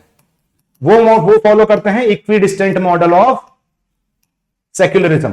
हम क्या फॉलो कर रहे हैं? हम करते हैं प्रिंसिपल्ड डिस्टेंस मॉडल। मतलब नहीं भाई, सब स्टेट से हम हर रिलीजन से हमारी बराबर दूरी नहीं है, माइनॉरिटी को सेफगार्ड करने के लिए। और दूसरी चीज आर्टिकल 25 क्लॉज 2 जो बोलता है कि स्टेट इंटरफेयर कर सकता है अगर किसी भी तरीके से कोई राइट का वायलेशन मुझे देखने को मिलता है या कोई सोशल इश्यू क्रिएट हो रहा है, तो जिसे हम बोलते हैं किसके थ्रू करेगा? Doctrine of essential religious practice के थ्रू। तो कहीं ना कहीं स्टेट का इंटरफेरेंस आपको देखने को मिल जा रहा है। साथ ही साथ एक और, अगर यहां यूएस का नाम है तो यूएस का थोड़ा सा एस्पेक्ट तो लिखना पड़ेगा यार। यूएस का एस्पेक्ट लिखोगे तो अगर आपने यूएस कॉन्स्टिट्यूशन पढ़ा है तो यूएस में कहीं भी सेक्युलर टर्म मेंशन नहीं है, जैसे हमारा तो फिर भी प्रीएम्बल में मेंशन्ड है सेक्युलरिज्म कि सेक्युलर है हमारा पर्सपेक्टिव, सेक्युलर सोशलिस्ट। लेकिन यूएस में आपको किसी भी तरीके से सेक्युलर टर्म मेंशन नहीं दिखता है। वहां एक एस्टेब्लिशमेंट क्लॉज है जो बोलता है कि स्टेट किसी भी रिलीजन को पर्टिकुलरली सपोर्ट नहीं कर सकता, स्टेट और रिलीजन के बीच में एक सेपरेशन रहना चाहिए। हमारे यहां वो क्लियर कट सेपरेशन नहीं है, हमारे यहां वो इक्वी डिस्टेंस मॉडल नहीं है, हमारे यहां क्या है? वो सेपरेट मॉडल है। इसे किस तरीके से जस्टिफाई करोगे? यार we are a multi religious society, we are a diverse society, तो कहीं ना कहीं हमारे यहाँ माइनॉरिटीज भी हैं। हम क्या है? एक वेलफेयर स्टेट है। वेलफेयर स्टेट है तो हम सोशल सिक्योरिटी भी प्रोवाइड करते हैं, सोशल सिक्योरिटी प्रोवाइड करते हैं तो माइनॉरिटीज को भी प्रोवाइड करनी पड़ती है। इसलिए 29 और 30 आर्टिकल पिक्चर में आ जाते हैं। जब वो सोशल सिक्योरिटी माइनॉरिटी को प्रोवाइड कर रहे हो तो ऑफकोर्स आप इक्वी डिस्टेंस नहीं रह सकते, इसलिए आपको क्या करना पड़ता है? प्रिंसिपल डिस्टेंस अप्रोच को अपनाना पड़ता है। I guess I am clear with this. बहुत जल्दी तो नहीं हो गया, बट जो कंसेप्ट आपको क्लियर लिखना था इसके अंदर, ये भी स्ट्रेट फॉरवर्ड क्वेश्चन था। अगर आप सीरियस यूपीएससी एस्पिरेंट हो लाइक माय स्टूडेंट्स तो डेफिनेटली आप शायद इस मेंस के पेपर को बहुत अच्छे से अटेम्प्ट करके आए होंगे, right. Moving on to the next question, question number 16, again a governance question. Citizens Charter has been landmark initiative in ensuring citizen-centric administration, but it is yet to reach its full potential. Identify the factors hindering the realization and promise to suggest measures to overcome them. देखो सबसे पहले तो ये, मतलब मेरे से पूछोगे तो मैं तो स्टेटमेंट से एग्री नहीं करता, तो citizen charter is the failure. लेकिन फिर भी आप हमसे पूछा है तो हम यूपीएससी का केस तो नहीं जाएंगे। हम क्या बोल रहे थे? Landmark initiative. अब सिटीजन चार्टर है, सिटीजन चार्टर क्या है? पब्लिक सर्विस डिलीवरी के लिए एक इनिशिएटिव है। शुरू कहां हुआ था? 1991 में यूके के अंदर स्टार्ट हुआ था। हमने अप्लाई करना शुरू किया। जब भी आप किसी पब्लिक ऑफिस में जाते हो ना तो वहां आपको एक बोर्ड लगा हुआ दिखता है जो बोलते हैं कि जी कौन कौन सी सर्विस प्रोवाइड करते हैं, कितने टाइम में प्रोवाइड करते हैं। अब क्या है? ये सिटीजन चार्टर पब्लिक ऑफिस की अकाउंटेबिलिटी इंप्रूव करता है, ट्रांसपेरेंसी इंप्रूव करता है और कहीं ना कहीं पब्लिक ट्रस्ट को और कॉन्फिडेंस को इंक्रीज करने में हेल्प करता है। अब इसमें क्या है कि सिटीजन सेंट्रिक एडमिनिस्ट्रेशन से आप डिफाइन कर सकते हो yet to reach its full potential, of course it is yet to reach its full potential। कैसे लिखोगे? जस्टिफाई कैसे करोगे? 2007 में सेकंड एआरसी की रिपोर्ट में एक मॉडल दिया गया था जिसे हम बोलते हैं सेवोत्तम मॉडल, जिसका मतलब है एक्सीलेंट सर्विस, सेवा उत्तम मॉडल, जिसको हमने बोला कि यार this is a better model than citizen charter. Citizen charter को रिप्लेस कर देना चाहिए किससे? सेवोत्तम मॉडल से, क्योंकि उसके अंदर कुछ कमियां हैं। कमियां क्या हैं? सिटीजन चार्टर मॉडल जब प्रिपेयर किया गया तो एक्चुअल में जो लोग पब्लिक से डील करते हैं उनका कोई सजेशन नहीं लिया गया। ठीक, लीगली बाइंडिंग नहीं है, कोई लीगल बैकिंग नहीं है सिटीजन चार्टर की। फॉलो करो करो, नहीं करो मत करो, मतलब आपको कोई जस्टिशिएबल पर्सपेक्टिव इसके अंदर देखने को नहीं मिल रहा है। दूसरा एस्पेक्ट, पहला एस्पेक्ट मैंने क्या बोला, जिनसे सजेशन लेना चाहिए था, जो एक्चुअली पब्लिक के साथ डील करते हैं, इंप्लीमेंट करते हैं स्कीम्स को, वो बेटर बता पाएंगे किस तरीके से पब्लिक सर्विस डिलीवरी को बेटर किया जा सकता है, लेकिन उनसे कोई सजेशन नहीं लिया गया। मतलब चेन ऑफ कमांड क्या रखी गई? यूनिडायरेक्शनल रखी गई। दूसरा एस्पेक्ट, लीगल बैकिंग नहीं है। तीसरा एस्पेक्ट, आपने जिनको इन एक्चुअली पब्लिक सर्विस में जो इन्वॉल्व हैं, जो इंप्लीमेंट कर रहे हैं, उनको आपने इसकी सीरियसनेस समझाई ही नहीं। उन्हें क्या लगा, this is just another order which needs to be followed, एक बोर्ड है जो यहां लगा दिया जाएगा और हमें क्या करना है, बस इस बोर्ड को लगा के बैठ जाना है वापस। तो कहीं ना कहीं जो सीरियसनेस है सिटीजन चार्टर की, वो आप कहीं ना कहीं मिस कर रहे हो। पब्लिक सर्विस डिलीवरी में जो ग्रास रूट लेवल पर जो करप्शन थ्राइव करता है, उसको भी टैकल करने के मेजर्स नहीं लिए गए। इट्स मोर ऑफ कि जी मैंने नोटिस इशू कर दिया, कोई करप्शन नहीं करेगा, सब पब्लिक सर्विस डिलीवरी में ध्यान देंगे, टाइमली डिलीवरी करेंगे, इंफॉर्मेशन प्रोवाइड करेंगे, लेकिन अगर नहीं करे तो उसका कोई प्रोविजन नहीं है, जिस वजह से कहीं ना कहीं आपको ये फेल होता हुआ दिखता है। अब प्रोविजंस क्या है ओवरकम करने के? ऑफ कोर्स किसकी तरफ मूव करो जी? सेवोत्तम मॉडल की तरफ मूव करो, जिसमें पब्लिक ग्रीवांस रिड्रेसल भी एक पर्सपेक्टिव है। दूसरा एस्पेक्ट, जो लोग बैठे हैं, जो सारे इश्यूज हैं, उन्हीं का सॉल्यूशन क्या हो जाएगा? हमारा सॉल्यूशन हो जाएगा लीगल बैकिंग प्रोवाइड करो। तीसरा एस्पेक्ट, जो लोग एक्चुअल में कर रहे हैं उनको सीरियसनेस समझाओ इस चीज की कि केवल ऑर्डर नहीं है, this basically this the core of governance. अगर आप इसे फॉलो नहीं करते तो आप अपने आप को डेमोक्रेटिक गवर्नेंस करने वाले लोग नहीं बोल सकते, आप इंडिया में हो रही गवर्नेंस को डेमोक्रेटिक नहीं बोल सकते। तो कहीं ना कहीं ये एस्पेक्ट आपको इसको मेजर्स को ओवरकम करने में लिखा जा सकता है। I guess I am clear enough. पहले सिटीजन चार्टर एक्सप्लेन करोगे, कहां से आया, क्या कर रहा है, कहां शुरुआत हुई थी, इंडिया में अप्लाई हुआ, इवेंचुअली सिटीजन सेंट्रिक एडमिनिस्ट्रेशन के लिए आप ये accountability, transparency, public trust, confidence वाली बातें करोगे। फैक्टर्स लिखोगे, हिंडर क्या कर रहे हैं जो मैंने आपसे डिस्कस करे, और ओवरकम करने के लिए भी फैक्टर्स उसके लिख सकते हो, जिसमें सेवोत्तम मॉडल भी आप इंक्लूड करोगे। I guess I am clear with this. Moving on to the next question, question number 17। Question number 17 is basically about governance, या फिर आप इसे सोशल इश्यूज का बोल सकते हो। Certainly crucial domain like public health care system, in the crucial domain like public healthcare system, the Indian state should play a vital role to contain the adverse impact of marketization of the system. Suggest some measures through which the state can enhance the reach of public healthcare at grassroots level. 250 words. आसान भाषा में ये बोल रहे हैं भाई, सरकार को हेल्थ केयर सिस्टम पे क्यों ध्यान देना चाहिए, क्यों उसे कैपिटलिस्ट पर्सपेक्टिव से मार्केट के हाथ में नहीं छोड़ देना चाहिए, प्राइवेट हैंड्स में नहीं छोड़ देना चाहिए। देखो हमारे यहां बोला जाता है, every Indian, almost 99% of the Indians are just one serious illness away from bankruptcy. अगर ढंग की बीमारी हो जाए ना, जिसमें पैसा खर्च हो जाए, आधे से ज्यादा बैंकरप्ट हो जाएंगे भारतीय। क्यों? हेल्थ केयर या जो हेल्थ इंश्योरेंस पेनिट्रेशन है वो बहुत कम है। दूसरी चीज, जब मैं मार्केटाइजेशन की बात करता हूं तो मार्केटाइजेशन वहां जाएगा ना जहां प्रॉफिट है। प्रॉफिट आपको रूरल एरियाज में, लेस डेवलप्ड एरियाज में देखने को नहीं मिलेगा, तो यहां आपको बेटर अगर उनके हाथ में छोड़ दे तो डेवलपमेंट हो ही नहीं पाएगा। इसलिए आपको किस पे फोकस करना चाहिए? अगर पब्लिक हेल्थ केयर सिस्टम पे फोकस करोगे तो यार पीएचसी पे करोगे, कम्युनिटी हेल्थ सेंटर्स पे करोगे। फॉर एग्जांपल इसमें आप एग्जांपल जैसे दिल्ली में मोहल्ला क्लिनिक का पर्सपेक्टिव है, that is a good initiative. Of course अगर आप दिल्ली में हेल्थ केयर सिस्टम को मोहल्ला क्लिनिक से रिप्रेजेंट करने की कोशिश करोगे, that's a shame. But rest of the country में जो अभी लेसर डेवलप्ड पर्सपेक्टिव है, टीयर 3 टीयर 4 सिटीज में, मोहल्ला clinic is certainly a very good initiative जो इनिशिएट किया जा सकता है। दिल्ली एक कैपिटल है हमारी, तो यहां हमारा हेल्थ केयर सिस्टम भी रिप्रेजेंट करना चाहिए कि this is the national capital of India. मोहल्ला क्लिनिक कहीं ना कहीं वो नहीं दिखा पाता। अच्छा है, लेकिन विडंबना यह है कि आज भी दिल्ली में मोहल्ला क्लिनिक पे रिलाई कर रहे हैं, राइट। तो कहीं ना कहीं यह भी दर्शाता है कि क्यों पब्लिक हेल्थ केयर सिस्टम में होना, पब्लिक हेल्थ केयर होना जरूरी है। यह सब पर्सपेक्टिव बताओगे, पीएससी का इग्नोरेंस बताओगे, सीएससी का इग्नोरेंस बताओगे, प्रॉफिट ओरिएंटेशन बताओगे मार्केटाइजेशन का, health penetration, health insurance penetration की कमी बताओगे, रूरल और एलडीए जो लीस्ट डेवलप्ड एरियाज है वहां हेल्थ की कंडीशंस, वहां प्रॉब्लम्स भी क्या है, डिफरेंट हैं। अभी हम देख रहे थे पॉवर्टी एंड मालनरिशमेंट का पर्सपेक्टिव, उसको भी इंक्लूड कर सकते हो इसके अंदर। मालनरिशमेंट से आप इकोनॉमिक पोटेंशियल अचीव नहीं कर पा रहे हो, कहीं ना कहीं लॉन्ग टर्म में वो फायदा ही देगा अगर हेल्थ केयर एस्पेक्ट पे आपको इन्वेस्टमेंट होता हुआ दिखता है by the government. Next aspect है, suggest some measures through which the state can enhance the reach of public health care at the grassroot level. Of course क्या करोगे, जो आंगनवाड़ी आशाज आपको देखने को मिल रहा है, इनको बेटर ट्रेनिंग देने की जरूरत है। प्राइमरी हेल्थ केयर सेंटर्स पे थोड़ी सी ज्यादा फोकस करने की जरूरत है। आयुष्मान भारत इनिशिएटिव जो हेल्थ इंश्योरेंस पेनिट्रेशन को इंप्रूव करने की कोशिश कर रहे हैं, उसको बढ़ाने की जरूरत है। लेकिन अब दिक्कत क्या है, अभी आपने देखा टैक्स रेट हेल्थ इंश्योरेंस पे आपने क्या कर दिया, हेल्थ इंश्योरेंस जैसे चीजों पे आपने टैक्स रेट बढ़ा दिया। यार ऑलरेडी हेल्थ इंश्योरेंस पेनिट्रेशन कम है, ऊपर से आप ऐसी चीजों पे टैक्स रेट भी बढ़ा दे रहे हो, तो डेफिनेटली लोग हेल्थ इंश्योरेंस लेना पसंद ही नहीं करेंगे, उन्हें तो एक्स्ट्रा खर्चा लगेगा वो। तो आपको प्रमोट करना चाहिए ऐसे पर्सपेक्टिव्स को जिससे लोग हेल्थ इंश्योरेंस की तरफ जाएं, जिससे वो अगर कभी बीमार पड़ते हैं तो हेल्थ केयर सिस्टम को बचा सकें।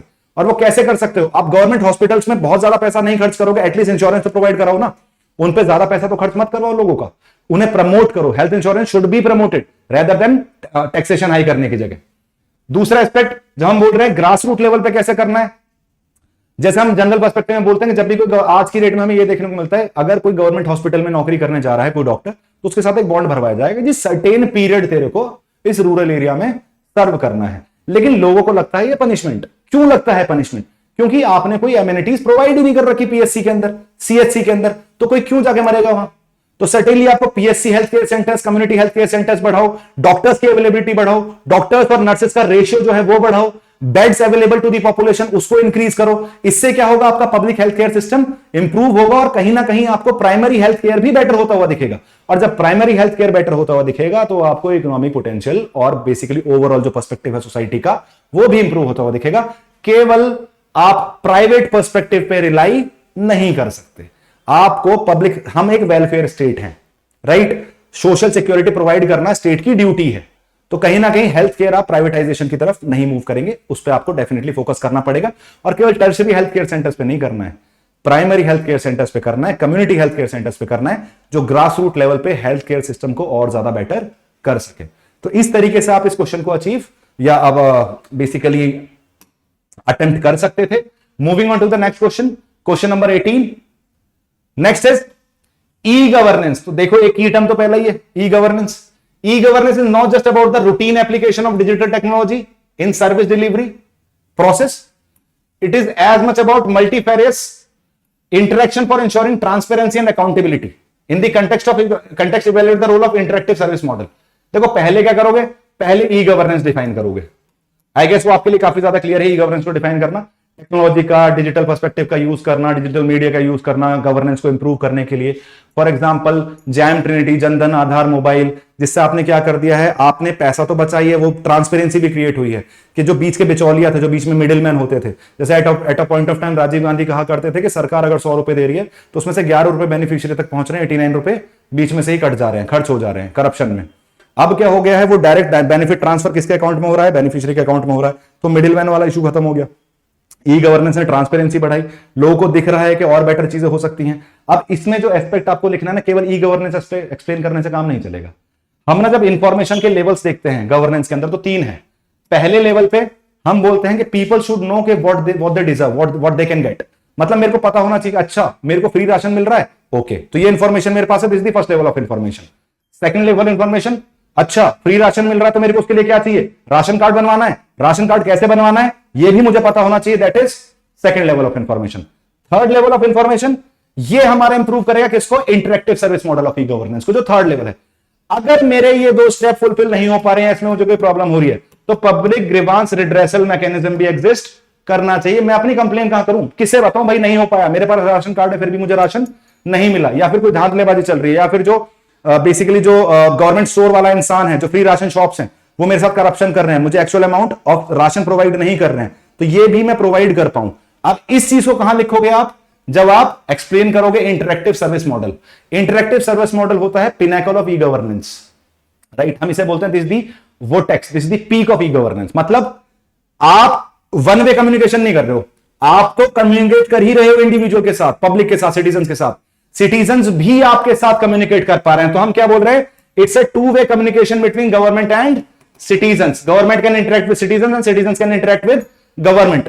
कहीं ना कहीं आप तीनों लेवल ऑफ इंफॉर्मेशन को अचीव कर पा रहे हो through e governance, through this interactive service model, जिसको आपको इसके अंदर मेंशन करना था। और किस तरीके से आप पब्लिक ग्रीवेंस करोगे तो अपने आप को बेटर विद टाइम बेटर भी कर पाओगे। सेवतम मॉडल का हम पर्सपेक्टिव ऐसा देखते हैं, वी रन इन 7 स्टेप्स। कि हम स्टैंडर्ड्स तैयार करते हैं, फिर उन स्टैंडर्ड्स को पे रन करते हैं, उन्हें अचीव करने की कोशिश करते हैं, उन्हें मॉनिटर करते हैं, इवैल्यूएट करते हैं, और जो कमियां उन्हें इंप्रूव करने की कोशिश करते हैं। अब ये कमियां जो है कैसे पता चलेंगी? जब तक पब्लिक बताएगी नहीं तब तक पता नहीं चलेंगी। इसलिए इंटरैक्टिव सर्विस मॉडल कहीं ना कहीं बहुत इंपॉर्टेंट है आपको इंफॉर्मेशन बेसिकली ट्रांसमिशन के लिए, पब्लिक सर्विस डिलीवरी के लिए। तो interactive service model of e governance, interactive service model of governance is very very important for e governance, और वही कहीं ना कहीं आपसे इस क्वेश्चन के अंदर जस्टिफाई करने की कोशिश कराई गई थी। I guess I am very clear with it. I hope आपको समझ में आया होगा मैंने क्या बोलने की कोशिश करी। Moving on to the next question. Terrorism has become a significant threat to global peace and security. Of course बहुत ही बेसिक सा स्टेटमेंट है। Evaluate the effectiveness of UNSC counter-terrorism committee and its associated bodies in addressing and mitigating this threat at international level. देखो ऐसा है, in the era of globalization, सबसे पहले शुरुआत कैसे करेंगे जी? We live in an era of globalization. बहुत सारे ग्लोबल इश्यूज हैं। कौन कौन से इश्यूज हैं? जैसे टेररिज्म, ये एक ऐसा इशू है जिसे कंट्री इंडिविजुअली रिजॉल्व नहीं कर सकती, उसके लिए आपको कोऑपरेशन कोऑर्डिनेशन की जरूरत पड़ेगी ही पड़ेगी। अब हम कहां पहुंच जाएंगे? ये पीस एंड सिक्योरिटी के लिए एक मेजर थ्रेट है, चाहे वो रिलीजियस टेररिज्म हो, चाहे वो ट्राइबल टेररिज्म हो, चाहे वो सिविल वॉर के पर्सपेक्टिव में चल रहा हो, चाहे वो ड्रग ट्रैफिकिंग, वो ड्रग टेररिज्म हो। मतलब किसी भी तरीके से टेररिज्म का मतलब क्या है कि बंदूकों का इस्तेमाल करके डर बिठाना, डर फैलाना, राइट? अगर ये चीज चल रही है कहीं आपको तो हम उसे टेररिज्म कह रहे हैं। प्रॉब्लम क्या है यार? कोई कॉमन डेफिनेशन ही नहीं है। किसी के लिए फ्रीडम फाइटर दूसरे का टेररिस्ट हो सकता है, तो ये भी प्रॉब्लम है। तो कहीं ना कहीं इन सब चीजों को आप कहां करोगे? पहले वाले एस्पेक्ट में। दूसरा हमारे पास UNSC council counter terrorism committee की बात करेंगे। 9/11/2001 यूएस के ऊपर अटैक हुआ। 9/11/2000 आपको क्या देखने को मिल रहा है? यूएस के ऊपर 2001 में ये कमेटी बनती हुई दिख रही है आफ्टर द 9/11। जब वो अटैक हुआ तो उसके बाद ये कमेटी बनाई गई। उसके बाद क्या बोला गया कि भाई किसी भी तरीके से टेररिस्ट फंडिंग, कोई टेररिस्ट को सपोर्ट कर रहा है, कोई ऐसा काम कर रहा है जो काउंटर फीटिंग ऑफ करेंसी हो रही है जिससे टेररिस्ट फंडिंग हो पा रही है, black marketing of crypto currency का यूटिलाइजेशन टेररिस्ट फंडिंग के अंदर, इन सब चीजों को टैकल करने में कौन हेल्प करता है? कौन काम कर रहा है? यूएनएससी की कमेटी हेल्प कर रही है। 2022 के अंदर इंडिया के अंदर मीटिंग भी हुई थी इसकी। अब इसमें एसोसिएटेड कमिटीज कौन कौन सी देख सकते हो आप? एसोसिएटेड एस्पेक्ट ये देख सकते हो यार, एफएटीएफ वाला एस्पेक्टिव जो है ये भी टेरर फाइनेंसिंग और मनी लॉन्ड्रिंग जैसी चीजों को कंट्रोल करने में हेल्प कर रहा है। प्रॉब्लम क्या बताओगे? प्रॉब्लम ये बताओगे कि यार जो कन्वेंशन ऑन इंटरनेशनल टेररिज्म उसे अब तक एक्सेप्ट ही नहीं किया गया, क्योंकि टेररिज्म की कोई कॉमन डेफिनेशन पे पहुंच ही नहीं पा रहे हो आप, राइट? अब ऐसे केस में आप इंटरनेशनल लेवल पे जब हम बात करते हैं तो पहले तो greater coordination, greater information exchange, greater intelligence exchange, commonality of the issues, एक unified approach to against terrorism, इन सब चीजों की जरूरत है। किन किन की बात करोगे? ये ऑलरेडी एग्जिस्ट करती है। एफएटीएफ जैसी एजेंसीज की बात करोगे, एक यूनाइटेड नेशंस के काउंटर टेररिज्म की ऑर्गेनाइजेशन भी है, यूनॉक्ट जिसको हम बोलते हैं, उसको भी आप इसके अंदर मेंशन कर सकते हो। तो certainly this would suffice. Terrorism वाले पर्सपेक्टिव पे जाओगे, ग्लोबल पीस एंड सिक्योरिटी की बात करोगे, पूरी तरीके से बताओगे कैसे ग्लोबल इशू है, किस तरीके से मेजोरिटी ऑफ द इश्यूज आज की डेट में टेररिज्म से राइज होते हुए दिखते हैं, किस तरीके से लोगों की सोवरेनिटी, लोगों की लाइफ, माइग्रेशन क्राइसिस टेररिज्म की वजह से इनिशिएट होता हुआ दिखता है। उसके बाद काउंटर टेररिज्म कमेटी की बात बताओगे जी, 9/11 के बाद बनी, किसके लिए काम कर रही है? ट्रांसपेरेंसी बढ़ाने की काम कर रही है, मनी लॉन्ड्रिंग को रोकने की बात कर रही है, टेरर फंडिंग को, टेरर फाइनेंसिंग को रोकने की बात कर रही है, एक कोऑर्डिनेशन बढ़ाने की कोशिश कर रही है अमंग द डिफरेंट कंट्रीज जो टेररिज्म को काउंटर करने में हेल्प कर पाए। लास्ट में क्या बताओगे? एफएटीएफ और यूनॉक जैसी एजेंसीज का नाम लोगे और बोलोगे ये साथ में मिलकर क्या करते हैं? टेररिज्म जैसे इश्यूज को सॉल्व करने की कोशिश करते हैं। Moving on to the last question, I guess I was pretty clear with this as well. देखो पेपर जितना मेरा 19 क्वेश्चन हो चुके हैं, मेरा एक्सप्लेनेशन जैसा मुझे लगता है, मेरे हिसाब से this was relatively moderate to easier paper. अगर आप सच में सीरियस एस्पिरेंट हैं तो आप इस पेपर को देख के डेफिनेटली आपके मुंह पे हंसी ही आई होगी, स्माइल आई होगी कि हाँ यार चलो ऐसा पेपर नहीं आया कि मैं देख के डर जाऊं, आराम से मैं इसे इजीली अटेम्प्ट कर पाऊंगा और काफी अच्छे से क्वेश्चन लिख पाऊंगा, और काफी अच्छे से आप इसे अटेम्प्ट करोगे तो of course scoring would be better, there would be high chances. I wish you all the luck जिन्होंने भी इस बार अटेम्प्ट किया है, एंड आई गेस आपने अच्छे आंसर्स लिखे हो इसके अंदर। Next question again from international relations, geopolitical and geostrategic importance of Maldives for India with a focus on global trade and energy flows, right? Further also discuss how this relationship affects India's maritime security and regional stability. इसको बाद में देखेंगे, पहला वाला देखते हैं, geopolitical and जियोस्ट्रेटेजिक significance. देखो भाई ऐसा है ना, दुनिया में जब हम पावर्स को डिवाइड करते हैं 3 पार्ट में डिवाइड करते हैं, बिग पावर्स, मीडियम पावर्स और स्मॉल पावर्स। बिग पावर्स कोशिश करती हैं ग्लोबल हेजेमनी क्रिएट करने की और स्टेटस को मेंटेन करने की, जैसे यूएस। रीजनल पावर जैसे हम अपनी रीजनल हेजेमनी क्रिएट करने की कोशिश करते हैं, रीजनल पावर बनने की कोशिश करते हैं। बाकी होती है स्मॉल पावर जैसे मालदीव्स, ये करती हैं बैलेंसिंग अप्रोच। ये बिग पावर से भी फायदा लेंगी, ये मीडियम पावर से भी फायदा लेंगी, और अपने ये सिक्योरिटी और इंडिपेंडेंस को कहीं ना कहीं कॉम्प्रोमाइज करती हैं। अपने थोड़ी सी इंडिपेंडेंस कॉम्प्रोमाइज कर देता हूं जिससे सिक्योरिटी बनी रहे। जैसे फॉर एग्जांपल अभी मालदीव्स के अंदर इंडियन फोर्सेस थी, उन्हें हटा के अब चाइनीज फोर्सेस चलेगी, लेकिन डिपेंडेंट तो किसी और के ऊपर ही है। This is the balancing approach of. अब जियो पॉलिटिकल और जियो स्ट्रेटेजिक सिग्निफिकेंस क्या है भाई? Indian ocean. इंडियन ओशन आज के देखो, Pacific Ocean controlled by west, South China Sea वाला पर्सपेक्टिव को छोड़ दो, केवल वो चाइना डोमिनेट कर रहा है। एटलांटिक डोमिनेटेड बाय वेस्ट, बचा क्या? Indian ocean. तो आज की डेट में जो वॉर एरिना है, जो पूरी तरीके से जो ग्लोबल वॉरफेयर शिफ्ट हो चुका है, that is toward Indian ocean. Maldives is a major player. Chinese presence को कहीं ना कहीं कंट्रोल करने के लिए हमें मालदीव्स का साथ रहना हमारे जरूरी है। उसे हमें अपना एडवर्सरी नहीं बनाना है। छोटा है पर घाव गंभीर कर सकता है हमें वो, तो इसलिए कम कहीं ना कहीं हमें उसकी जियो स्ट्रेटेजिक रिलेवेंस ज्यादा है। दूसरा एस्पेक्ट इसमें हम ट्रेड एंड एनर्जी फ्लोस की बात कर रहे हैं जियो स्ट्रेटेजिक जियो पॉलिटिकल पर्सपेक्टिव से। हमारे पास 3 चोक पॉइंट है, एक है बबल मंदेब, एक है स्टेट ऑफ हॉर्मस, और यहां हमारे पास स्टेट ऑफ मलक्का। यहां हमें कहीं देखने को मिल रहा है Maldives and this is India. Majority of the trade route जो यहां से निकल के आ रहा है स्विस कैनाल से, जो पर्शियन गल्फ से निकल के आ रहा है, और जो इवेंचुअली स्टेट ऑफ मलक्का से पास होता हुआ निकलेगा, वो कहां से निकलेगा? ट्रेड चैनल कहां के हैं? मालदीव्स के। तो अगर मालदीव्स से किसी एडवर्सरी का कंट्रोल आ जाए तो हमारे लिए बहुत ही बड़ा स्ट्रेटेजिक लॉस होगा। तो कहीं ना कहीं 3 चौक में जो ट्रेड फ्लोज हैं, जो फ्रीडम ऑफ नेविगेशन इस रीजन की, उसमें मालदीव्स का फ्री रहना, मालदीव्स को किसी और के कंट्रोल में ना आने देना, स्पेशली कंट्रीज लाइक चाइना, वो बहुत दिक्कत कर सकता है। जो हमारी सागा डॉक्ट्रिन है, security and growth for all in the region, उसके लिए मालदीव्स को अपने साथ रखना बहुत इंपॉर्टेंट है। साथ के साथ जब हम बात करते हैं नेविगेशन चैनल्स की, हम रीजनल सिक्योरिटी प्रोवाइडर बनने की कोशिश कर रहे हैं, और कहीं ना कहीं मालदीव्स का किसी और के हाथ में जाना, जैसे आज की डेट में हम बोलते हैं कि चाइना ने अपना बेस बना लिया है वहां। चाइना अपना जो पहले हम जिसे अर्स्टवाइल स्ट्रिंग ऑफ पर्ल्स बोलते थे, आज की डेट में मैरीटाइम रूट बोलते हैं, उसमें आपको बोलते हैं कि एक आइलैंड उन्होंने मालदीव्स के अंदर बेसिकली मरेज आइलैंड्स, वो आपने चाइना ने अपना बेस बनाते हुए दिखते हैं वहां। अब ऐसे केस में चाइना का प्रेजेंस वहां हमारे लिए एक थ्रेट है, राइट? तो स्ट्रेटेजिक और जियोपॉलिटिकल इंपॉर्टेंस किस लिए? सिक्योरिटी पर्सपेक्टिव से भी है, ट्रेड पर्सपेक्टिव से भी है। ये हमारा वही रूट है जहां से मेजोरिटी ऑफ हमारा कहां से आ रहा है? Security, basically energy security, oil, इसी रूट से आ रहा है। तो मालदीव्स हमारे लिए बहुत ज्यादा इंपॉर्टेंट बन जाता है। रीजनल हेजेमनी अगर मुझे क्रिएट करनी है, रीजनल सिक्योरिटी प्रोवाइडर बनना है, सागा डॉक्ट्रिन पे चलना है, तो मालदीव्स बहुत इंपॉर्टेंट पोजीशन में आ जाता है। और कहीं ना कहीं डेड डिप्लोमेसी के अंदर फंस के ये भी श्रीलंका जैसी हालत में ना पहुंच जाए, इसकी भी रिस्पॉन्सिबिलिटी हमारी है। तो जियो पॉलिटिकल, जियो स्ट्रेटेजिक इंपॉर्टेंस दोनों ही बहुत ज्यादा है। नेक्स्ट, मैरीटाइम सिक्योरिटी वाला पर्सपेक्टिव भी हम इसने कवर कर दिया है। किसके लिए? Regional stability. अगर यहां ये ग्लोबल वॉरफेयर का रीजन बन गया तो रीजन डिस्टेबलाइज होगा, रीजन डिस्टेबलाइज होगा तो डायरेक्ट इंपैक्ट किस पे पड़ेगा? हम पे पड़ेगा। इवेंचुअली मैरीटाइम सिक्योरिटी, जो फ्रीडम ऑफ नेविगेशन है, जो साउथ चाइना सी में कर रहा है चाइना, वो यहां करेगा तो वो भी हमारे लिए क्या हो सकती है? एक प्रॉब्लम क्रिएट हो सकती है। तो मैरीटाइम जो मालदीव्स है वो चाहे छोटा ही सही, लेकिन हमारे लिए बहुत इंपॉर्टेंट है, उसके लिए हम बहुत इंपॉर्टेंट है। तो ये जो 2 वे बेनिफिट मिल रहा है, जो गिव एंड टेक रिलेशनशिप है, जो हमारे लिए स्ट्रेटेजिक और जियोपॉलिटिकल रेलेवेंस है मालदीव्स की, उसके लिए हमारे लिए इकोनॉमिक, हमारी इंपॉर्टेंस उसके लिए बहुत इकोनॉमिक, बहुत ज्यादा पैसा हम प्रोवाइड कर रहे हैं। मेजोरिटी ऑफ द टूरिज्म जो जा रहा है वो कहां से जा रहा है? भारत से जा रहा है। ओवरऑल हम ट्रेनिंग प्रोवाइड करते हैं वहां के लोगों को। एक जो एचडीआर जो humanitarian assistance and developmental perspective जो है, उसमें भी मालदीव्स को काफी हद तक हम हेल्प करते हैं। लाइन ऑफ क्रेडिट प्रोवाइड करते हैं हम मालदीव्स को।